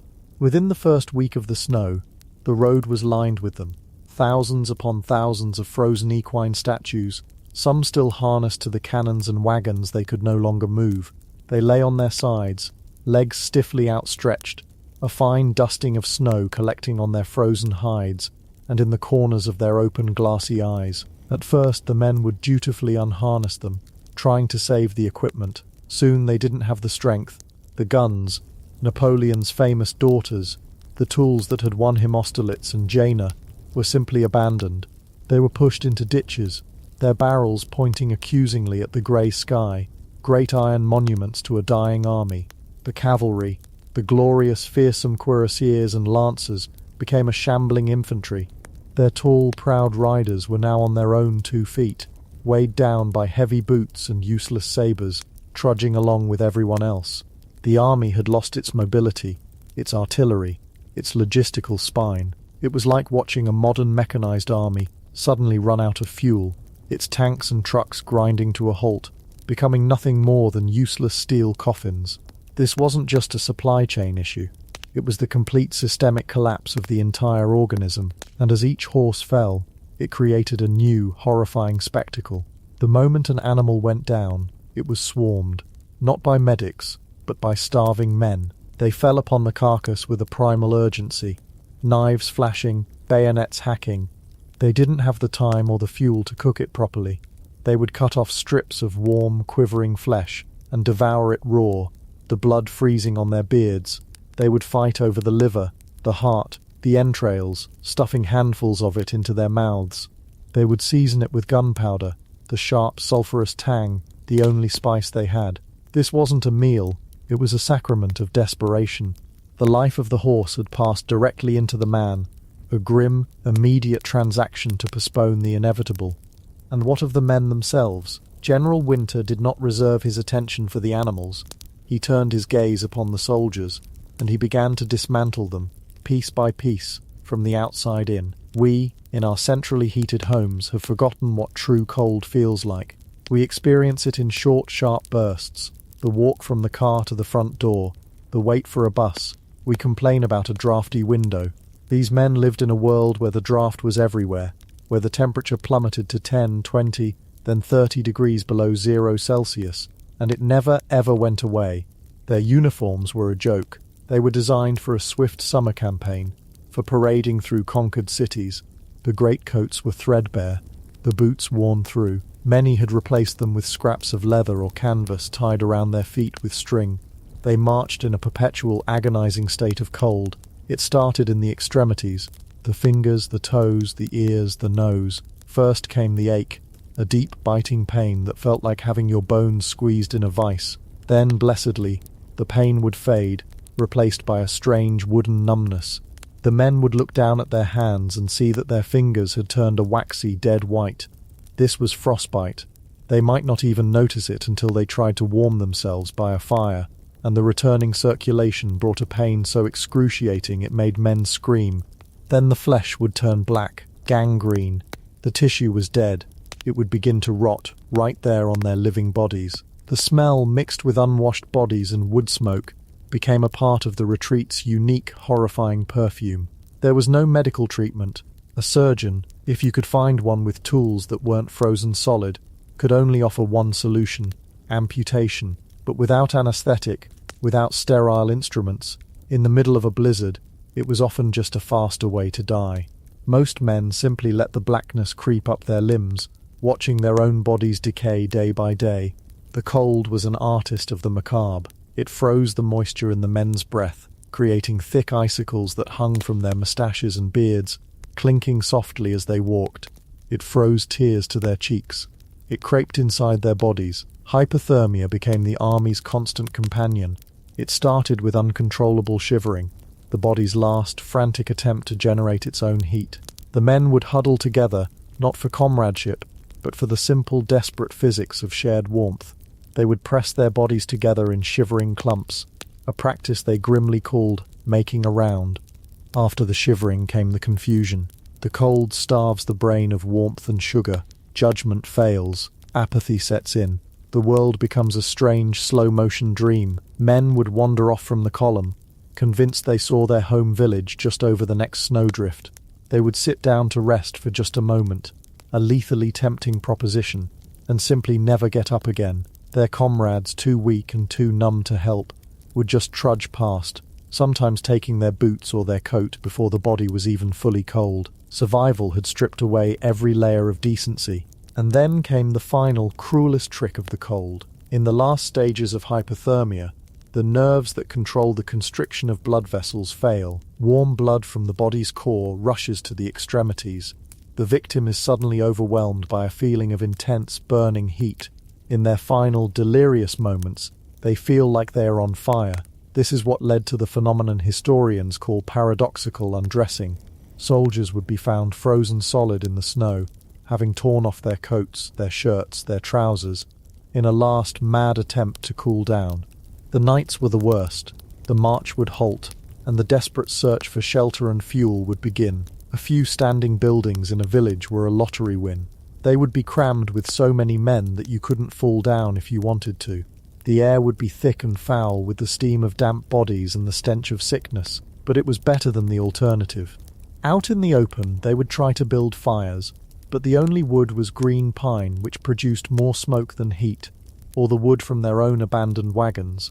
They would huddle around these pitiful, sputtering flames, the side of their body facing the fire roasting while their backs felt like a sheet of ice. The smoke would sting their eyes, already inflamed from the constant glare of the snow. They would fall asleep from sheer exhaustion, right where they sat, and often they wouldn't wake up. The fire would die down, and general winter would creep in and gently, silently claim them. The morning would reveal what the survivors called the bivouacs of the dead. Entire circles of men, frozen solid in their sleeping positions around the cold, grey ashes of their fire. They looked like statues, a silent, grim tableau of the previous night's struggle. You could walk through a camp in the morning and have to push aside frozen corpses that were blocking your path. Against this backdrop of elemental fury, two other predators began to circle the dying army: the Cossacks and the partisans. They were the wolves and the jackals, drawn to the scent of weakness. The Cossacks were not a conventional army. They were phantom horsemen from the steppes, magnificent riders on small, tough horses that seemed immune to the cold. They didn't fight pitched battles. That wasn't their way. Their method was terror. They would shadow the column for miles, just out of musket range, grey figures against the grey sky. They would wait for a man to stumble, to fall behind to relieve himself, or for a small group to get separated from the main body. Then came the attack. It was never a thunderous charge. It was a swift, silent rush, a sudden terrifying hurrah, erupting from the silence, the whistle of a lance cutting through the air, a flurry of brutal, efficient violence, and then they would be gone, melting back into the snow-dusted pine forests as quickly as they appeared. They took supplies, weapons, and any prisoners who looked like they might be worth a ransom. The rest were simply dispatched. For the men of the Grande Armée, this added a layer of profound psychological dread to their physical misery. There was no rest. There was no safety. Every moment, every step, you were being watched by unseen eyes. The landscape itself felt hostile, alive with enemies. A trip to the woods to find firewood could be your last. Worse, in some ways, were the partisans. These weren't soldiers. They were peasants, old men, even women and children, armed with pitchforks, axes, and ancient hunting muskets. Their villages had been burned, their food stolen, their families brutalized by the invading army on its way to Moscow. Now, it was their turn for revenge, and their revenge was not military. It was biblical. It was Old Testament. They knew every path, every ravine, every hiding place. They would set ambushes, felling trees to block the road, firing from behind stone walls. If they captured a Frenchman, there was no Geneva Convention. The stories that filtered back to the main column were the stuff of nightmares.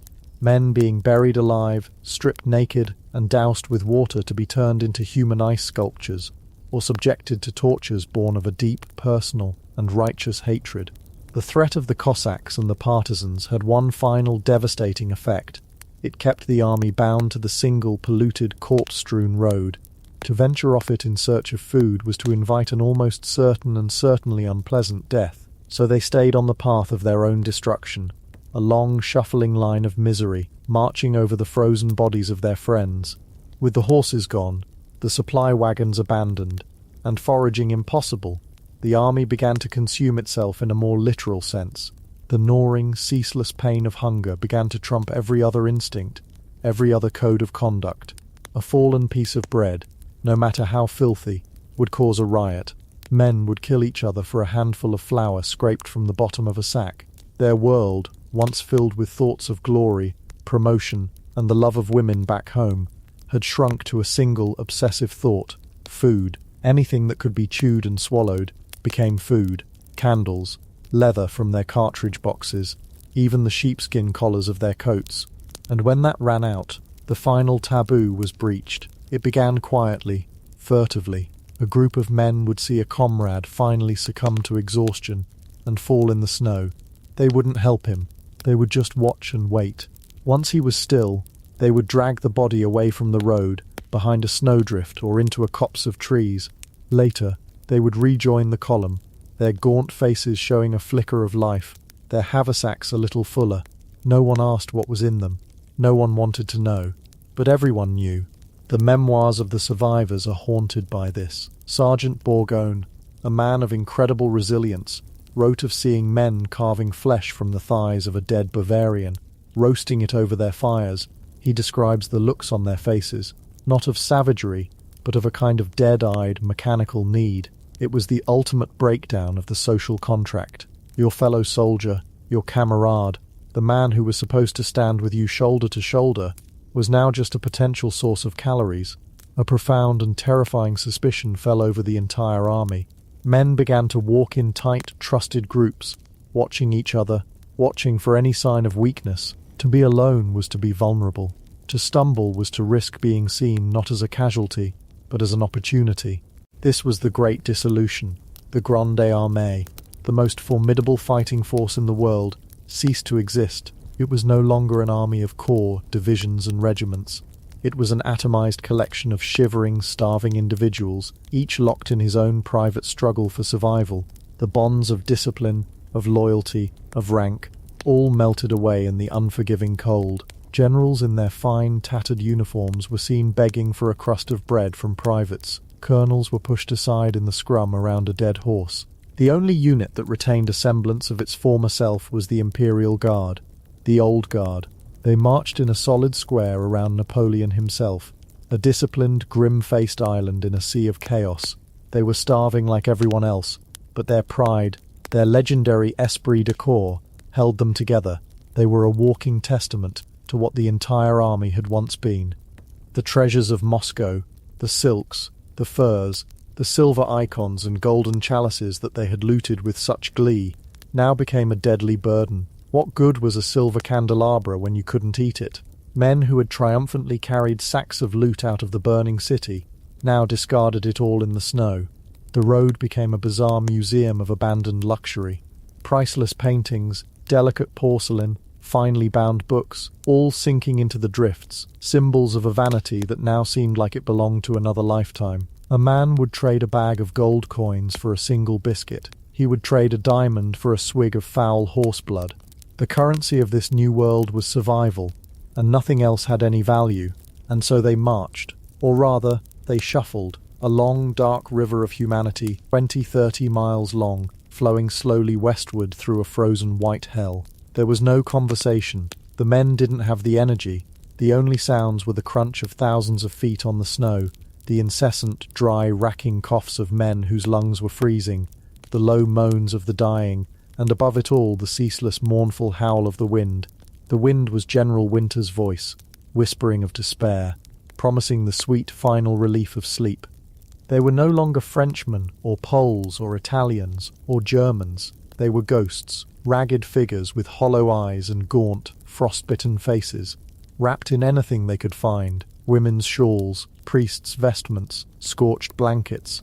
Their minds, dulled by cold and hunger, were fixed on one word: Smolensk. Smolensk was the promised land. Their officers had told them that at Smolensk there were vast depots of food, fresh clothing, shelter. Smolensk was salvation.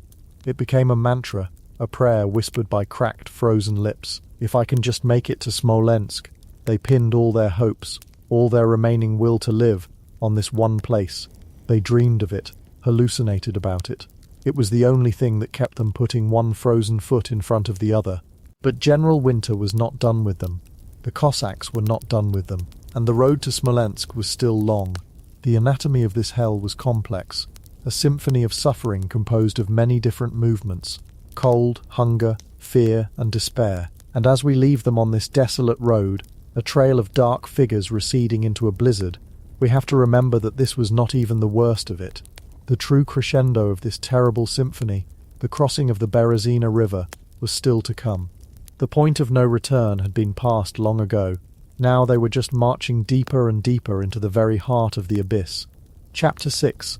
The River of Death, Chaos and Courage at the Berezina. And so we find ourselves at the heart of the abyss. But this abyss isn't an empty void. It has a name and a physical form. It is a river, dark and sluggish, choked with grinding plates of ice. Its name, in Russian, is the Berezina, and it is here, on these frozen banks, that the entire tragedy of the 1812 campaign will be distilled into a few desperate, nightmarish days. This isn't just another obstacle on the long road home. This is the final exam, and for tens of thousands, it's one they are destined to fail. The strategic situation, as Napoleon and the remnants of his Grande Armée approached the river, was what a modern military analyst might politely call suboptimal. In layman's terms, it was a catastrophe in the making. The French were no longer just retreating from the Russian winter. They were walking into a perfectly laid trap.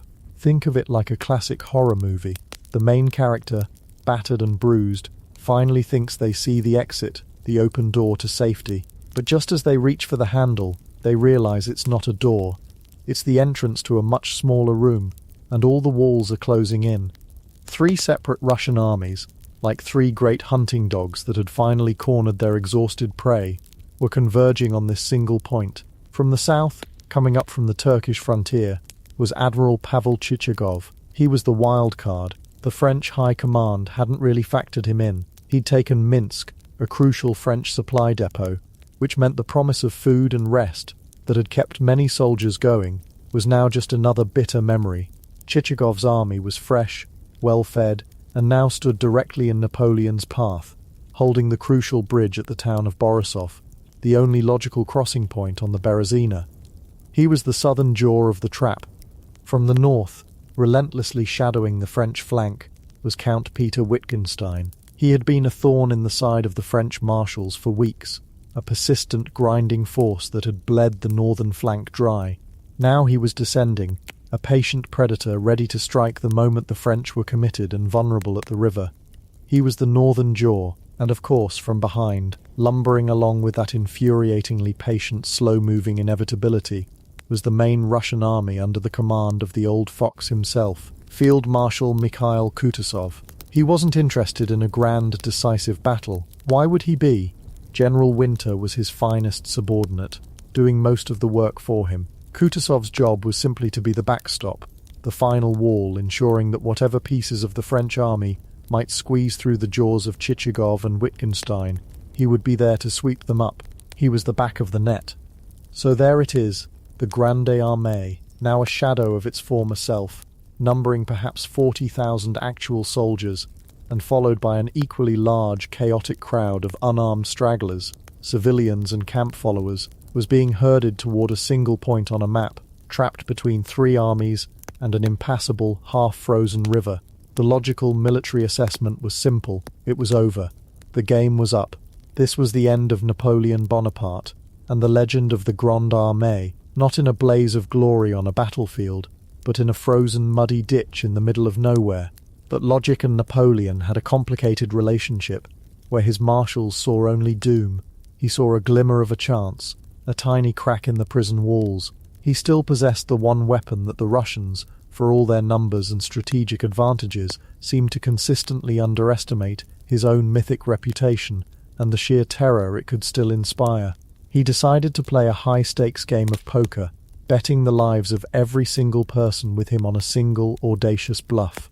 The focus of the trap was the town of Borisov, where Chichagov's army held the bridge. Napoleon knew he couldn't force a crossing there against a fresh, entrenched army, so he had to convince Chichagov that he was going to try to cross somewhere else, somewhere to the south. He sent units to make a great deal of noise downriver, building fake bridgeheads, making loud demonstrations, ensuring Russian scouts saw them and reported back.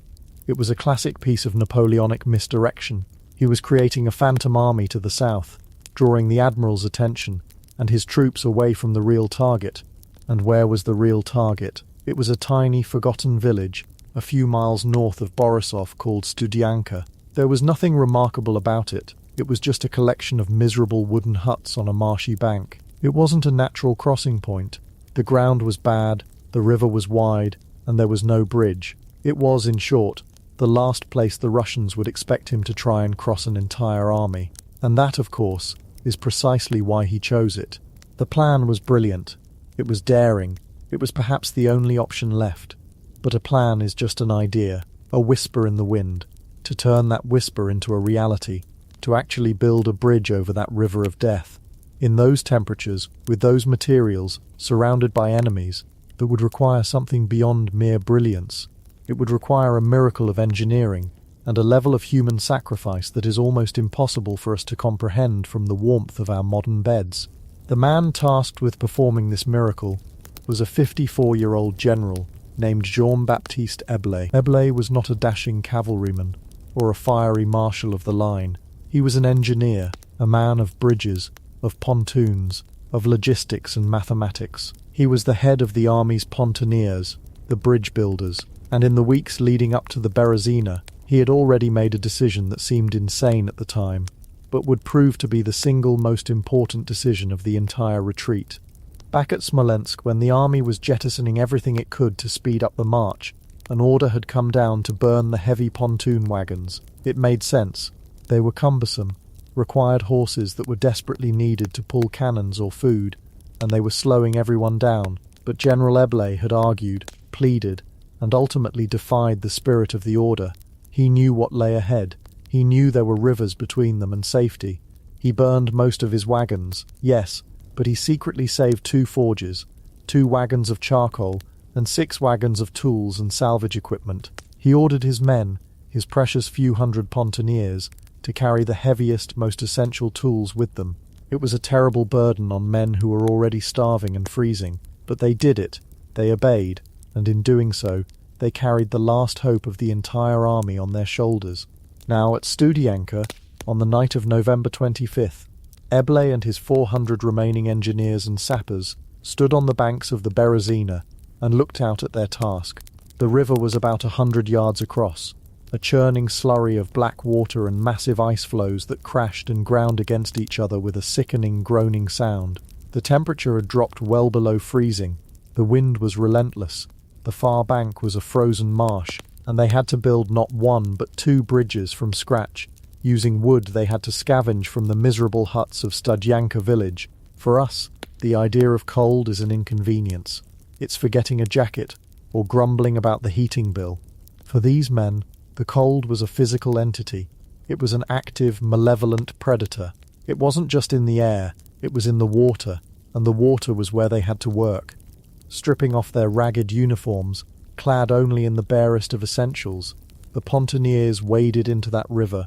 They went in up to their armpits, up to their necks, into water that was just hovering above the point of freezing solid. The shock of it would have been unimaginable, a full-body assault that stole the breath and threatened to stop the heart instantly. They had to clear the ice floes with poles, pushing away the grinding chunks that could smash a man's bones or sweep him off his feet. Then they had to drive the wooden trestles, the foundations of the bridge, deep into the muddy, frozen riverbed. They worked in shifts, but a shift in that water could last only a few minutes before numbness gave way to life-threatening hypothermia. They would come stumbling out of the river, their bodies turning a deathly blue-grey, their limbs shaking uncontrollably. Their comrades would drag them to massive bonfires roaring on the bank, wrap them in whatever rags they could find, and force brandy between their chattering teeth, trying to bring some flicker of life back into their frozen bodies. And then, once they could feel their hands and feet again, they would go back in. All night they worked, and all through the next day, the sound was a symphony from hell. The splintering crack of axes on frozen timber as they demolished the village for wood, the rhythmic, desperate hammering of the mallets driving the trestles, the constant, sickening groan of the ice in the river, and the hoarse, breathless shouts of men pushing themselves far beyond the limits of human endurance. General Eble was there with them, a stoic, grey-haired figure, directing the work, sometimes wading into the water himself, sharing the same risks, the same suffering. He was their rock, their unwavering point of focus in a universe of chaos. Think about the sheer bloody-minded courage of it. These were not men fighting in the heat of battle, driven by adrenaline and the roar of the cannons. This was a slow, deliberate, freezing act of creation in the face of total destruction.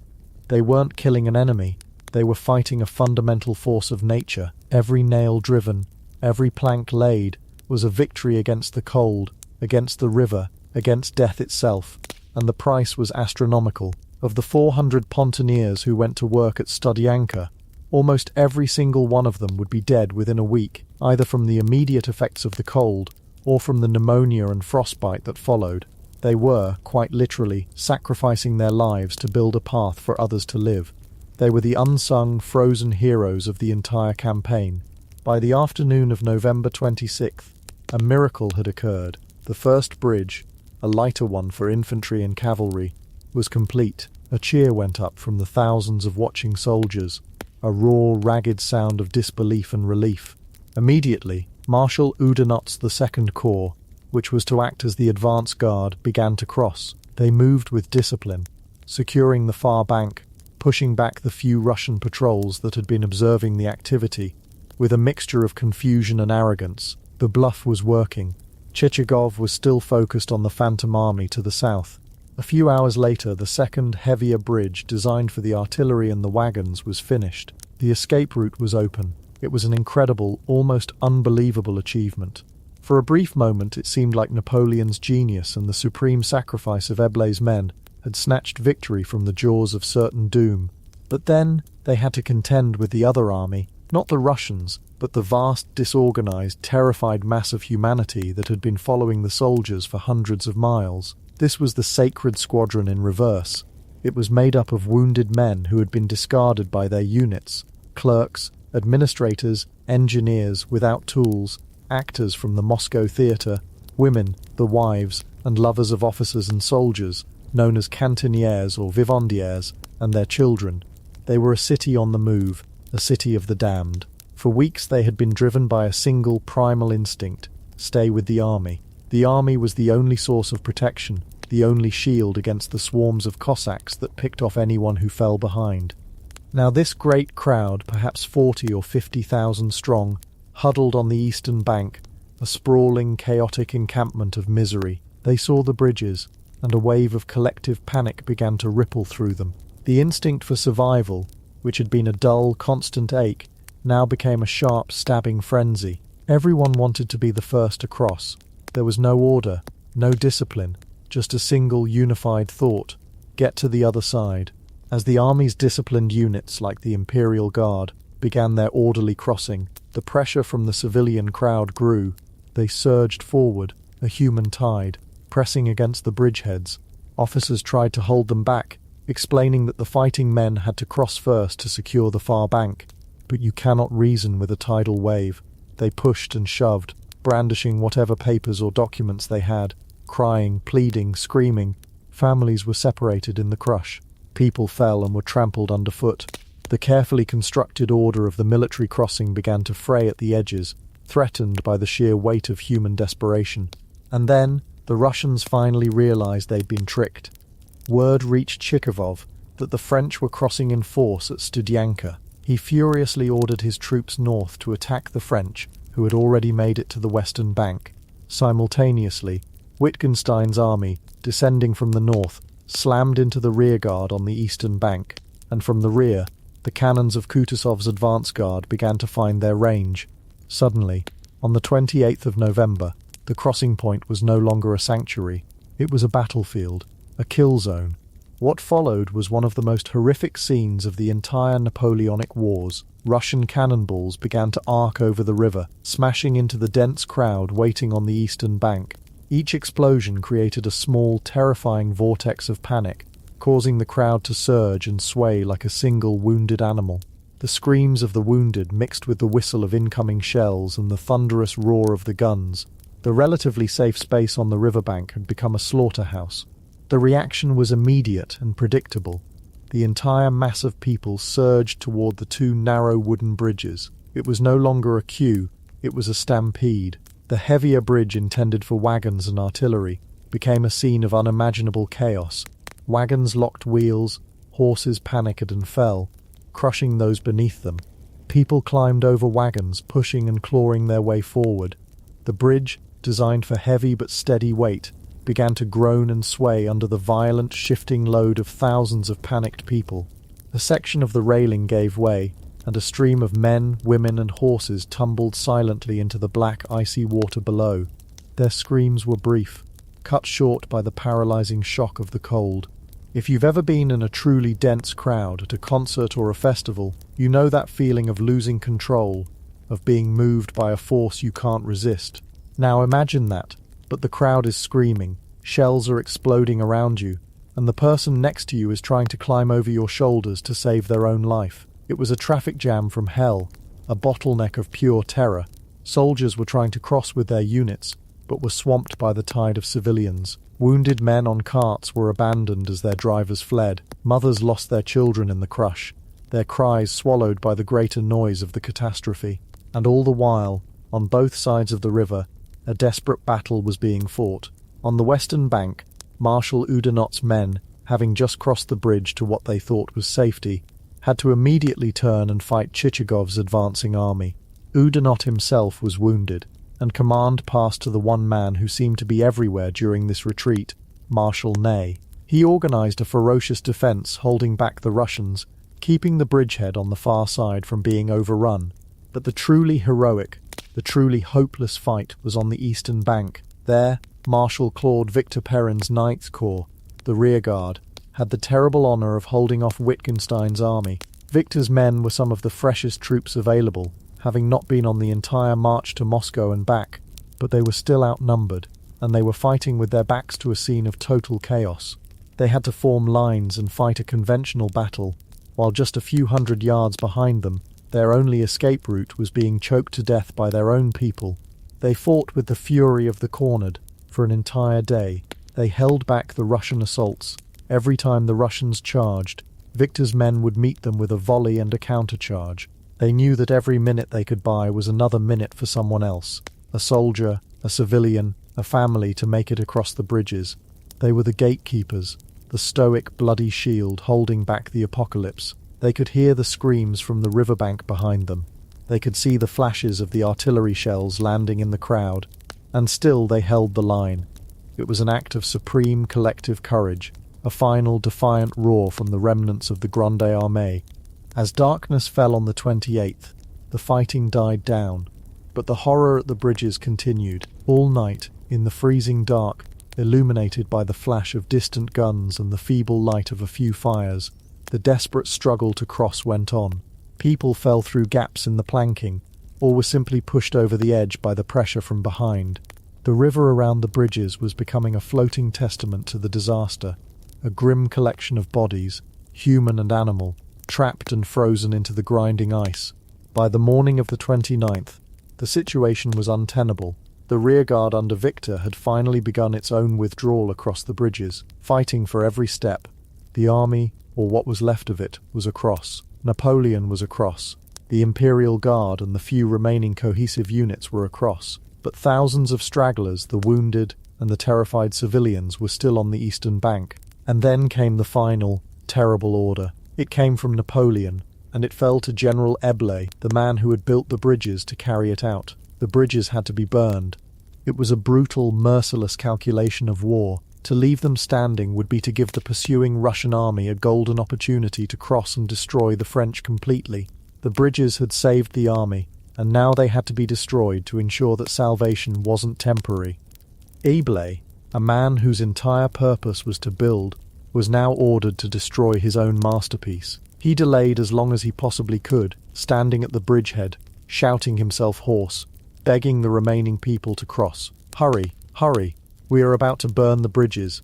But many were too dazed by cold and terror to understand. Others were huddled around fires, unwilling to move. Some were simply resigned to their fate. At 8:30 in the morning, with the first Cossack patrols appearing on the heights overlooking the riverbank, Eble gave the order. His sappers, torches in hand, set fire to the wooden structures. The resin-rich pine caught fire with incredible speed. Great plumes of oily black smoke billowed into the grey sky. The reaction from the eastern bank was a final collective scream of utter despair. Those who were still able to move made one last frantic rush for the burning bridges. They ran onto the flaming planks, their clothes catching fire, their hair singed only to fall through the collapsing structure into the icy water below. It was a vision of hell, a final tableau of human suffering. And then a strange silence fell over the eastern bank, broken only by the crackle of the flames. The Russians arrived to find a scene of quiet devastation. Thousands of abandoned people, carts, wagons, and the frozen bodies of those who had died during the night. There was no more fighting to be done here. The Berezina had claimed its victims. The crossing was, in one sense, a stunning success. Napoleon had been trapped, surrounded, and doomed, and yet through a combination of his own cunning, the unparalleled bravery of his pontooniers, and the suicidal courage of his rearguard, he had escaped. He had saved the core of his army, the command structure, the marshals, the veteran guardsmen. He had saved himself. From a purely military perspective, it was a triumph, a textbook example of snatching victory from the jaws of defeat. But for the human beings who lived through it, it was no victory. It was the epicenter of the nightmare. The name Berezina entered the French language as a synonym for catastrophe. It represented the moment when the suffering of the retreat was concentrated into a single, horrific event. It was a microcosm of the entire Russian campaign, a story of sublime genius and courage existing side by side with unimaginable chaos and death. It was the place where the Grande Armée's heart was torn out, leaving only a ghost to continue the long, cold walk home. The river had been crossed, yes, but the abyss remained, and it would follow them all the way back to France. The symphony of suffering had reached its terrible crescendo, and now only the fading, mournful notes remained. Chapter 7. The long stumble home, ghosts of the Grande Armée, and those fading mournful notes, they were carried on the wind, a wind that had no interest in melody anymore. It was a purely physical thing now, a grinding, scouring force that swept across the plains, picking up ice crystals and flinging them like powdered glass into the faces of the survivors. The symphony was over. The audience had gone home. All that was left was the sound of shuffling feet, a collective rhythmic rasp of thousands of broken shoes and rag-wrapped boots dragging through the snow. The crossing of the Berezina wasn't an ending. It was just the closing of one door to a particularly noisy room, only to open another onto a hallway that was infinitely long, infinitely white, and terrifyingly silent. This was the beginning of the end, the part of the story that doesn't get the dramatic paintings or the heroic poems. This was the long stumble home. The army that left the far side of the Berezina was not an army at all. It was a loose collection of atoms that had once belonged to a magnificent structure. Now they were just drifting. The bonds of command, of regiment, of camaraderie. They hadn't just frayed in most cases, they had sublimated into the frozen air, leaving behind only the most primitive instinct to put one foot in front of the other, to keep moving west. Their world had shrunk to the size of their own bodies. The universe was contained in the desperate need for warmth, the gnawing emptiness in the stomach, and the profound, bone-deep weariness that was a constant companion. Strategic objectives, the glory of France, the Emperor himself. These were abstract concepts from another lifetime. The only objective now was the next village, a place that might, just might, have a standing wall to block the wind, a roof that didn't consist entirely of holes, or the miraculous, unbelievable luxury of a forgotten potato. The cold, which had been a brutal adversary before, now became a sentient, malicious entity. It was no longer just the weather, it was the enemy. It crept into their threadbare coats. It found the tiniest tear in their boots. It laid its icy fingers on their faces as they slept. Forget Cossacks with their lances. The deadliest enemy was the simple act of sitting down to rest. To stop moving was to extend a formal invitation to death, an invitation that was almost always accepted with chilling speed.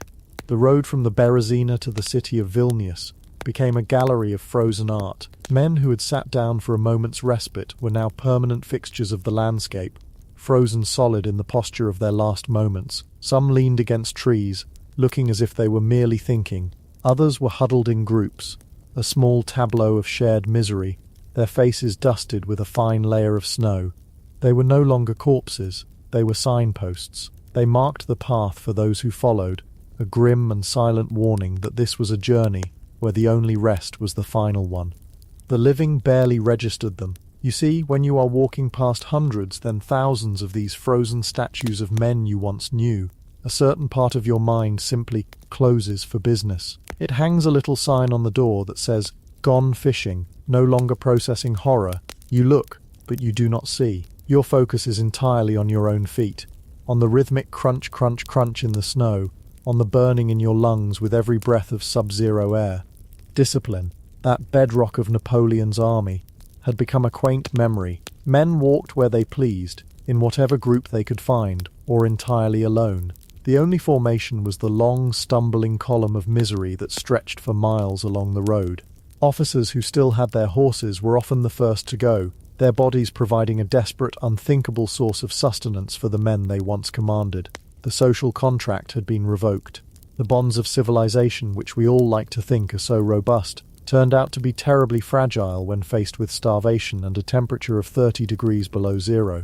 It was every man for himself, a terrifying regression to a state of nature that would have made the bleakest of philosophers nod and say, "See, I told you so." In this broken, shambling procession, a new currency emerged, not gold, not silver, but a piece of bread, a strip of horsehide, a handful of raw flour. Men who had marched together, fought together, and shared campfires for years, would now stare at each other with the cold, calculating eyes of predators, gauging whether a companion was weak enough to be robbed of his last pathetic crust. It wasn't about malice, it was about survival math, his life or mine. And in this frozen hellscape, the equation was brutally simple. There were whispers of even darker things, of men disappearing in the night, of fires where the meat roasting on a stick was of an unnervingly familiar shape. Historians call it anthropophagy. The soldiers just called it the horror. It was the final taboo, the line that separated man from beast, and it was a line that was being crossed in the desperate, silent darkness between desolate villages. We don't need to dwell on it. We just need to acknowledge that it was there, a shadowy ghost that haunted the edges of the column, a testament to the absolute breakdown of everything that makes us human. But even in this abyss of despair, a single word was being passed from frozen lip to frozen lip. It was a prayer, a mantra, a destination that promised the end of all this suffering. That word was Vilnius. Vilnius, the capital of Lithuania. It was supposed to be the promised land. For weeks the emperor had been promising it. He had sent messengers ahead, ensuring that vast stores of supplies were waiting. In the minds of the starving, freezing soldiers, Vilnius became a kind of paradise. It wasn't just a city, it was an idea. It was warmth. It was warehouses groaning with bread, biscuits and salted meat. It was barrels of wine and brandy. It was hospitals with clean beds and doctors. It was the end of the road. As they stumbled through the snow, they didn't see the frozen corpses around them. They saw visions of roaring fires and tables laden with food. Vilnius was the light at the end of the tunnel, and it was this hope, this singular, desperate dream, that kept many of them moving when their bodies had already given up. Imagine their state of mind. You haven't had a full meal in 2 months. Your uniform is a collection of rags held together by ice and hope. Your shoes are long gone, replaced by bits of leather or cloth tied around your frostbitten feet. You've seen unspeakable things. You've possibly done unspeakable things, but you keep going, because someone told you that just over that next horizon there's a warm bed and a hot meal. It's a powerful motivator, perhaps the most powerful motivator there is, and so they marched. The column of ghosts shuffled relentlessly towards this mirage in the snow. They were no longer soldiers of the Grande Armée. They were pilgrims on a sacred journey to the city of food. As the first few thousand spectres arrived at the gates of Vilnius on the 8th of December, the dream began to collide with a brutal reality. The city was not ready, not for this. The governor, a Dutch general named Dirk van Hogendorp, was a capable administrator, but he was prepared for an army, not a biblical plague of starving men. He expected disciplined regiments marching in formation. What he got was a human tidal wave, a chaotic mob of skeletal figures with wild eyes and a singular, all-consuming hunger. The local population, who had perhaps greeted the French as liberators months before, now looked on in sheer terror. These weren't the proud soldiers who had marched east.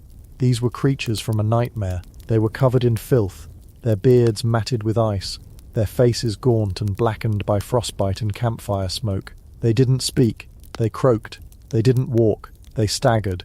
The authorities in Vilnius made a fatal, if understandable, mistake. They tried to impose order. They tried to direct the men to specific depots, to get them to queue. It was like trying to ask a tsunami to please wait its turn.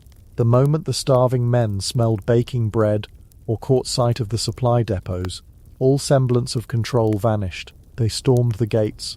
They smashed down doors. They trampled their own comrades in a frantic, desperate stampede for sustenance. It was a scene of pure pandemonium. Warehouses that were supposed to feed the army for weeks were ransacked in hours. Soldiers gorged themselves on frozen bread and raw flour, their starved bodies unable to handle the sudden intake. Men who had survived the retreat, the cold, and the Cossacks, now died in the streets of their promised land, their stomachs ruptured, choking on the very food they had dreamed of for so long. Others, drunk on looted brandy they had gulped down like water, simply lay down in the snow-filled streets and froze to death in a stupor. A final, ironic tragedy.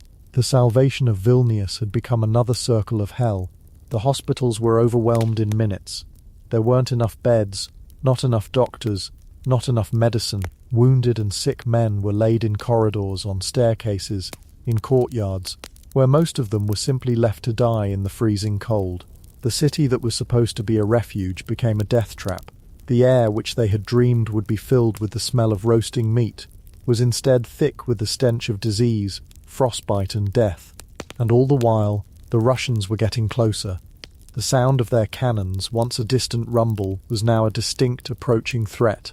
The brief, chaotic respite in Vilnius was over before it had even truly begun. The order was given to evacuate, Those who could still walk had to get up and leave their paradise-turned nightmare and plunge back into the white wilderness. Many couldn't. They had found their final resting place, not on the plains of Russia, but in the gutters of the city they had mistaken for home. Thousands were left behind, either too sick, too drunk, or too broken to move. They would soon become prisoners of the advancing Russian army. For them, the war was over.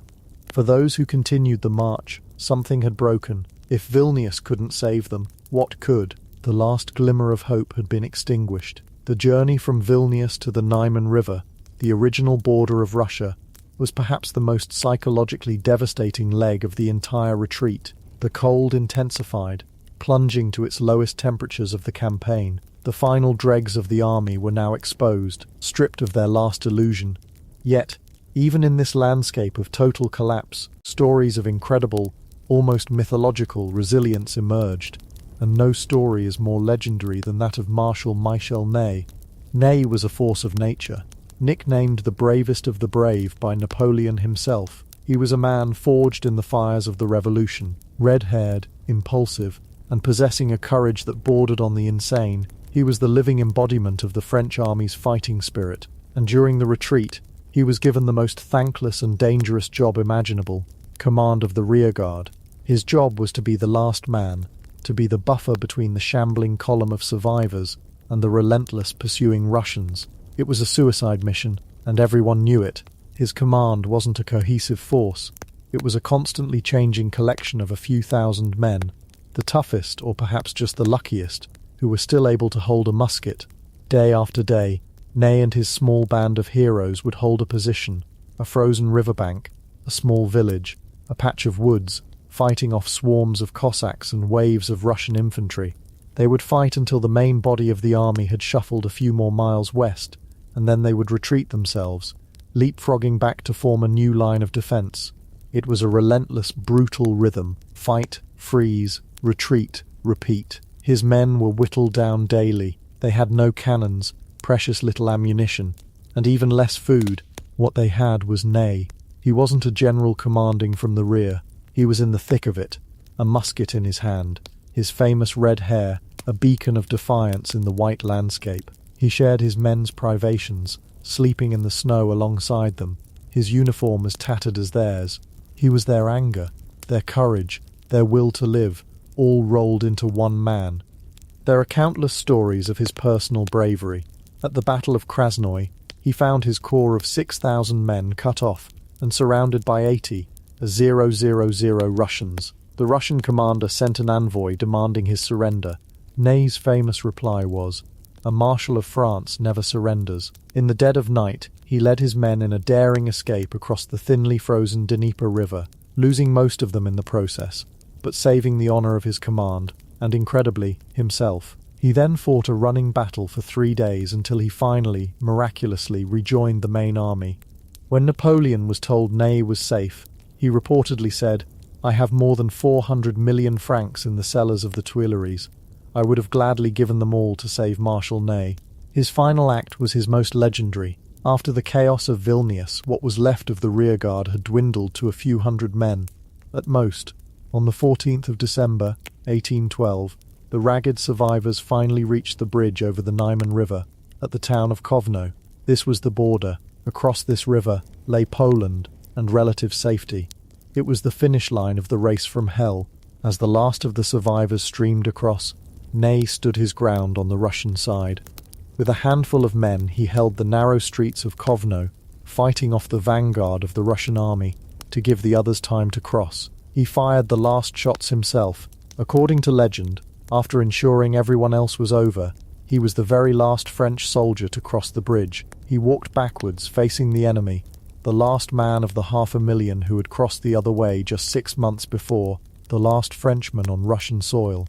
He then allegedly walked into a local tavern where some French officers were dining, his face blackened with gunpowder, his uniform in shreds, a wild look in his eyes. When they failed to recognize him, he announced, "I am the rearguard of the Grande Armée. I am Marshal Ney." It's a story that sounds like it belongs in a work of fiction, a tale of a Homeric hero, but it was real. Ney's survival, his sheer stubborn refusal to break, became a symbol of the indomitable, if tragic, spirit of the army he served. He was the ember that refused to be extinguished by the Russian winter. But Nye was an exception, a miracle. For the vast majority, crossing the Niemen was not a moment of triumph, but one of quiet, exhausted relief. There were no cheers, no victory parade, just the stumbling of skeletal men onto friendly soil, many of whom simply collapsed and died, their bodies having fulfilled their one final mission, to get out of Russia. They had won the race, but their bodies gave out the moment they crossed the finish line. So let's talk about the numbers, because the story of the retreat is ultimately a story of statistics, and the numbers are so staggering they lose all meaning. It's hard for our modern minds, accustomed to comfort and safety, to even comprehend the scale of the loss. In June of 1812, the Grande Armée crossed the Niemen River into Russia. It was the largest European army ever assembled, with over 600,000 men in the main invasion force and its supporting corps. 6 months later, how many crossed back? The estimates vary, but the number of fighting-fit men who emerged from Russia was probably no more than 25,000 to 30,000, and even that is generous. Many accounts put the number far lower, if you include the stragglers, the sick, the non-combatants who limped back over the following weeks. The number might climb to 90,000. But let's be conservative. Let's take the core army that marched on Moscow. Out of the approximately 450,000 who entered central Russia, perhaps only 10,000 came back as any kind of organized military unit. That's a loss rate of over 97%. It's not a defeat, it's an annihilation. An entire generation of young men from France, Germany, Italy, Poland, and across Europe was simply erased from existence, wiped out by cannonballs, musket fire, starvation, disease, and above all, by the cold. Who survived, and why? It's a grim lottery to analyze. Luck, of course, played the biggest role. The random chance of finding a barn to sleep in, of discovering a frozen potato, of not sitting down at the wrong moment. But there were patterns. Officers generally fared better than enlisted men. This wasn't because they were inherently tougher, it was because they had resources. They were more likely to have a horse, which not only meant they didn't have to walk but also provided a source of food when it inevitably collapsed. They had money to buy what little food was available from peasants. They had servants. They often formed small messes, pooling their resources and looking out for one another. This idea of the small group was crucial. The lone wolf, the man who tried to survive entirely on his own, was almost certain to perish. The survivors were often those who managed to stick together in small, tight-knit groups of 3, 4, or 5, comrades from the same village, or veterans who had campaigned together for years. They shared body heat at night. They took turns standing guard. They would defend each other from predators, both animal and human. If one man fell, the others would try to lift him up. This basic primal bond of loyalty was a far more effective shield against the cold than any uniform. The Imperial Guard, the elite of the elite, also survived in greater numbers. They were always better fed, better equipped, and Napoleon kept them in reserve for as long as possible. Their discipline held for longer. They marched in formation, a grim, silent phalanx of bearskin hats moving through the chaos. They were a walking island of order in an ocean of anarchy. And then there were those with specific skills, a surgeon, a blacksmith, a cook. These men were valuable. They had something to offer, and others would protect them for it. It was a brutal but effective form of social Darwinism playing out on the frozen plains. For everyone else, it was a crapshoot. Nationality played a role. The Poles, accustomed to harsh winters, fared better. The Italians and Spanish, who had never experienced anything like this cold, died in droves. Your physical constitution mattered. The young, boyish recruits perished quickly, while the hardened veterans who had been on campaign for a decade stood a better chance. But in the end, when you strip it all away, survival was a mystery. A strong man might die overnight, while a seemingly weaker one would stumble on for another week. It was a testament to the fact that human endurance is not just a physical quality, it's a mental one. It's the will to take one more step, to survive one more night, to hold on to a sliver of hope when all hope is gone. The men who came back were not the same men who had marched east. They were old before their time. Their faces were etched with a permanent memory of the horror they had witnessed. They were haunted men, ghosts of the Grande Armée. They brought back stories that no one who hadn't been there could possibly understand. For years afterwards, the sight of a snowfall, the feeling of a cold wind, could trigger terrible memories. The retreat from Moscow became more than a military disaster. It became a cultural touchstone, a benchmark for human suffering. It was a story told in hushed tones around fireplaces for generations, a cautionary tale about hubris, ambition, and the terrifying power of nature. It was the moment the Napoleonic dream of a united Europe under French leadership froze to death in the Russian snow. The emperor had escaped, racing ahead of his dying army in a sleigh to get back to Paris and raise a new one. He was a pragmatist. He knew the legend had to be protected, that the empire needed a leader, but he had left his army behind. The army that had loved him, the army that had conquered a continent for him. He had led them to the gates of Moscow, and then abandoned them to the ghosts of the winter. The long stumble home was finally over. The survivors were scattered across Central Europe, recuperating in hospitals, or simply walking back to their villages, unrecognizable to their own families. The greatest army of the age had been reduced to a collection of broken men and terrifying memories, and on the road behind them, stretching for 500 miles from Moscow to the Niemen, lay the bodies of their comrades, a frozen silent monument to a catastrophe of unimaginable proportions, slowly being covered by the soft, indifferent, and unending fall of the Russian snow. Chapter 8. The Echo of Catastrophe. How 1812 Changed the World. That soft, indifferent, and unending fall of the Russian snow was more than just weather. It was a shroud, a curtain falling on the greatest act of a spectacular and bloody play. But while the snow covered the bodies, it could not cover the truth. An event of this magnitude does not simply end when the last man crosses a river. It sends out ripples, shockwaves of consequence, that travel not just across borders, but across time. The catastrophe in Russia was not an ending. It was a beginning. The beginning of the end for an emperor, the beginning of a new national identity for a vast and enigmatic country, and the beginning of a story that would be told and retold, painted, composed, and calculated, becoming a ghost that would haunt the European imagination forever. The first and fastest of these shockwaves was a man in a carriage, hurtling westward across the frozen plains of Poland and Germany, Napoleon himself. While the remnants of his army were still fighting for scraps of bread and shivering in the snows of Lithuania, the emperor was already deep into his next campaign, the campaign for survival. Not his own physical survival, that was largely secured the moment he abandoned the army on December 5th, but the survival of his empire, his power, his myth. He knew, with the chilling certainty of a master politician, that the most dangerous enemy he now faced wasn't the Russian winter or Kutuzov's army. It was the news of the disaster.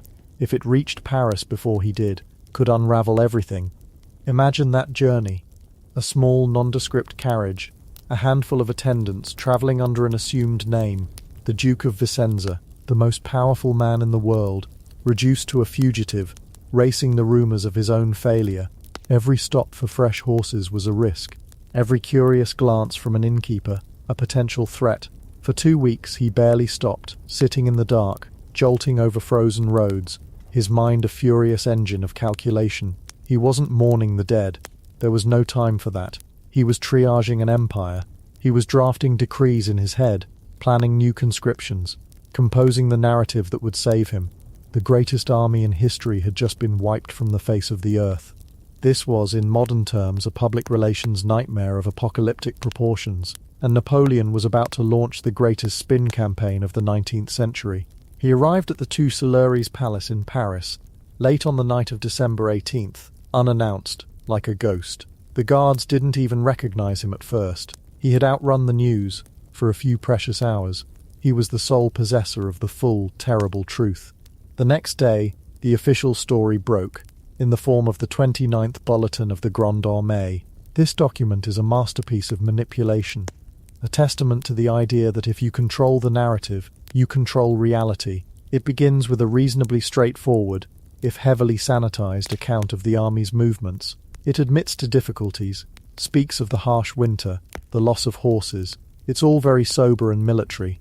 But then, after pages of carefully curated details designed to numb the reader, It builds to its infamous, chillingly detached conclusion. It details the catastrophic losses, the dissolution of the army into a suffering mob, and then, with breathtaking audacity, it ends with a single sentence that would become legendary: "The health of His Majesty has never been better." Let that sink in for a moment. 400,000 men are dead or captured. An empire is teetering on the brink of collapse. The ground of Russia is frozen with the blood of your subjects, and the official final word on the matter is, essentially, "Don't worry, the boss is feeling great." It was a message of pure, unadulterated power. It was Napoleon telling France and the world that the army was an extension of his will, a tool to be used and discarded. The men were expendable, he was not. The message was clear: as long as the emperor was well, the empire could be rebuilt, and to the astonishment of many, and the horror of countless families who would soon receive no letters from their sons, it worked, at least for a while. The shock in Paris was profound. For years the city had been fed a steady diet of victory bulletins, of glory, of French dominance. Now came this cold accounting of ruin. But Napoleon didn't give the shock time to fester into rebellion. He was a whirlwind of energy. He met with ministers, he gave speeches, he reassured the bankers. He projected an aura of absolute, unshakable confidence, and most importantly, he began the work of creating a new army. He called up the class of 1813 ahead of schedule. He called up the class of 1814. He emptied the garrisons of France, Spain, and Italy. He created new regiments of the Imperial Guard. These new soldiers, many of them just boys barely old enough to shave, with minimal training, would become known as the Marie Louises, named after his wife, the Empress Regent. They were a phantom army, summoned from the cradle and the farm, to replace the irreplaceable veterans who now lay silent under the Russian snow. It was a desperate gamble, a testament to the administrative genius of the French state, and the hypnotic power of its emperor. He was trying to build a dam against a flood of his own making, using little more than raw manpower and the force of his own personality.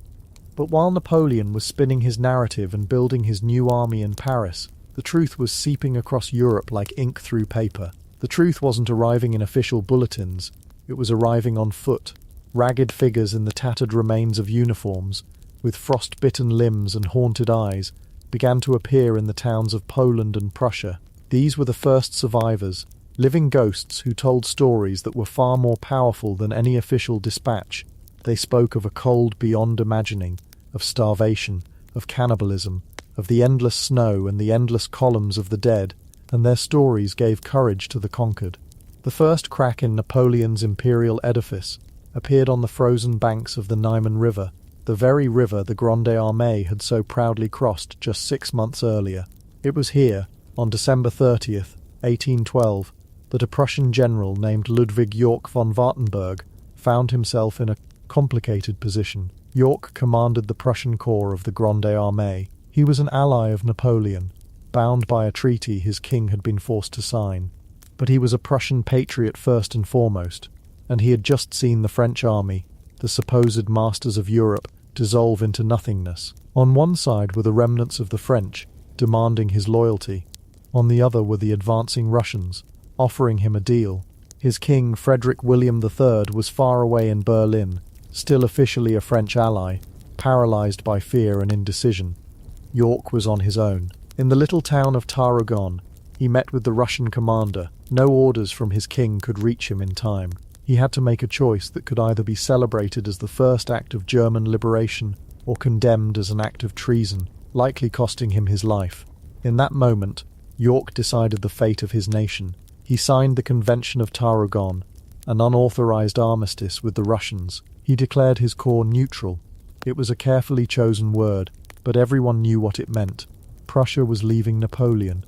It was a single general, acting on his own initiative, who tipped the first domino. The news of Yorck's defection was an earthquake. When it reached the Prussian king, he was officially horrified. He publicly condemned Yorck and sentenced him to death in absentia. But privately, the mood in Prussia was electric. Yorck was a national hero. The people were tired of French domination, of the endless taxes and conscriptions to fuel Napoleon's wars. A wave of patriotic fervour swept the German states. Students enlisted in volunteer corps. poets wrote stirring calls to arms, and the long-simmering resentment of French rule finally boiled over. The king, seeing which way the wind was blowing, soon escaped from his French-garrisoned capital to Breslau, where he formally allied with Russia. The War of the Sixth Coalition had begun. This is how empires collapse, not always in a single decisive battle, but in 1,000 small decisions, in a shifting of allegiance, in a general who decides he's had enough. The catastrophe in Russia had done more than destroy an army. It had destroyed the illusion of French invincibility. For a decade, Europe had been hypnotized by Napoleon. He was more than a man, he was a force of nature, a winner. Russia proved he could lose, and lose on a scale that beggared belief. Suddenly, he looked vulnerable. Austria, his reluctant father-in-law, began to hedge its bets. Sweden, led by the former French Marshal Bernadotte, joined the coalition against him. Britain, his most implacable enemy, poured money and arms into the continent to fuel the new alliance. The house of cards that Napoleon had constructed with genius and bloodshed was beginning to tremble. The ghosts of the men he had left in the snow were coming back to haunt him, wearing Prussian, Austrian and Swedish uniforms. And what of Russia? For the nation that had absorbed this immense blow and bled so profusely, 1812 was not just a victory, it was a transfiguration. It became the patriotic war, a sacred event, the foundational myth of the modern Russian state. The narrative was simple, powerful, and deeply resonant. The cultured, godless, decadent West, embodied by Napoleon and his pan-European army, had invaded Holy Mother Russia. They had defiled her lands, burned her ancient capital, and had been destroyed not merely by human effort, but by divine intervention. The sheer dumb luck of the campaign, the indecisiveness of the commanders, the logistical blunders on both sides, all of this was smoothed over in the telling. The brutal, chaotic, and often accidental nature of the Russian victory was recast as a story of spiritual strength and national destiny. General Winter, that anthropomorphic hero, became a symbol of the very soul of Russia, harsh, unforgiving, but ultimately pure and unconquerable. The burning of Moscow was no longer a panicked act of a departing governor. It was the ultimate patriotic sacrifice, a nation choosing to destroy its heart rather than let it fall into the hands of the enemy. And at the center of this new myth stood the figure of Marshal Mikhail Kutuzov. In reality, he was an old, weary, and deeply cautious commander who had been consistently outmaneuvered by Napoleon in every direct engagement. He had argued against fighting at Borodino and had presided over the decision to abandon Moscow. But history, especially the history written by victors, is a powerful editor. Kutuzov was reinvented as the personification of Russian wisdom. His reluctance was reframed as patience, his passivity as a deep, almost spiritual understanding of his land and his enemy. He was the man who knew you didn't fight Russia, you let Russia defeat your enemies for you. He became the embodiment of the Scythian strategy, the idea of luring an enemy deep into your territory and letting the vastness and the climate destroy them. Whether this was ever a conscious, coherent plan is a matter of intense historical debate, but it made for a fantastic story. This myth-making was essential. It gave meaning to the immense suffering. The hundreds of thousands of Russian soldiers and civilians who had perished had not died in vain. They had died to save Russia, to save Orthodox Christianity, to save the world from the Antichrist Napoleon. Tsar Alexander I leaned heavily into this narrative. He presented himself as the savior of Europe, a crusading monarch, guided by God. The war cemented the power of the Tsar and the authority of the Orthodox Church, binding them together in a narrative of national salvation that would echo for generations. Every country tells itself stories to understand who it is, and for 19th and 20th century Russia, the story of 1812 became the most important one of all. But a story, a myth, needs more than just storytellers. It needs artifacts. It needs to be seen and heard and felt. And so the catastrophe of 1812 began its second life, a life in art, literature, and even in science, where it was transformed from a raw historical event into a permanent cultural touchstone. The retreat from Moscow became a powerful, almost irresistible subject for the artists of the Romantic era, who were drawn to its themes of human suffering, the sublime power of nature, and the folly of human ambition. Paintings began to appear that defined our visual understanding of the campaign. You can probably picture them even if you don't know the names of the artists. Adolf Northern, a German painter, created one of the most iconic images in his work Napoleon's Retreat from Moscow. It's a landscape of absolute despair. A grey, oppressive sky hangs over a world of white and dirty brown. In the centre, on a white horse, sits Napoleon, his famous bicorn hat on, but his posture slumped, his face a mask of grim contemplation. Around him are his marshals, huddled together, their gaudy uniforms reduced to pathetic rags against the cold, and all around them, stretching into the distance, is the debris of the army, not just men, but frozen horses, abandoned cannons, and the endless, unforgiving snow. It's not a painting of military action, it's a painting of an atmosphere, the feeling of utter defeat. Another Russian painter, Vasily Vereshchagin, who was obsessed with the horrors of war, created a series of works on the 1812 campaign that were even more brutal and unflinching. One of his most famous is titled, "At the High Road, the Retreat, the Flight." There is no glory here. There is no emperor, no heroic general. There is only a long line of wretched figures, barely recognizable as human, trudging through the snow under a leaden sky. They are wrapped in anything they can find, women's shawls, priestly vestments, scraps of carpet. Their faces are gaunt, their eyes hollow. The snow is not pristine and white, it's trampled and grey, littered with the dark shapes of those who have already fallen. It is an image of humanity stripped bare, reduced to the single desperate impulse to keep moving, to take one more step. These paintings did more than just illustrate history. They created a shared visual memory of the event, a memory of overwhelming whiteness, of cold, and of human misery. Of course, the most monumental artistic response to 1812 came not on a canvas, but in the pages of a book, Leo Tolstoy's War and Peace, published more than half a century after the invasion. This novel did more than anything else to cement the Russian mythological version of events in the consciousness of the entire world. Tolstoy had a grand theory of history, and he used the 1812 campaign as his ultimate case study. His argument, woven through the lives of his unforgettable characters, was that history is not shaped by the will of great men like Napoleon. He portrays Napoleon as an arrogant, self-absorbed fool, a man who believes he is controlling events but is in fact merely a chip tossed about on the waves. For Tolstoy, history is the result of a million infinitesimal, individual choices, an unstoppable tide of human action that no single person can direct. His hero is not the brilliant emperor, but the patient, humble, and deeply Russian Kutuzov, who wins not by fighting, but by yielding, by letting the natural course of events, the spirit of his people, and the ferocity of the winter do the work for him. War and Peace is such a towering literary achievement that for many, its version of 1812 is the history.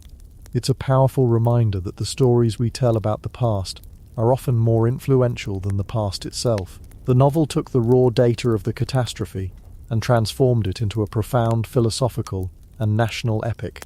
And the story was told through music as well, most famously and bombastically in Pyotr Ilyich Tchaikovsky's 1812 Overture.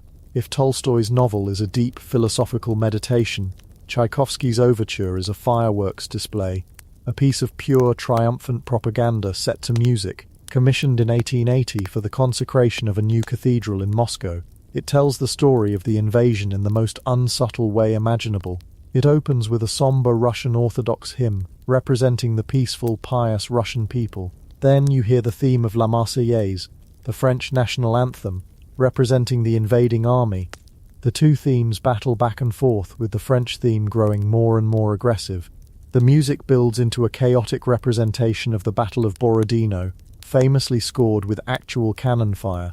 Then, as the French retreat, the Marseillaise theme falters, breaks apart and fades away, overwhelmed by a triumphant crescendo of Russian folk tunes and the pealing of church bells, celebrating the liberation of Russia. It is thrilling, magnificent, and a complete distortion of the grim reality.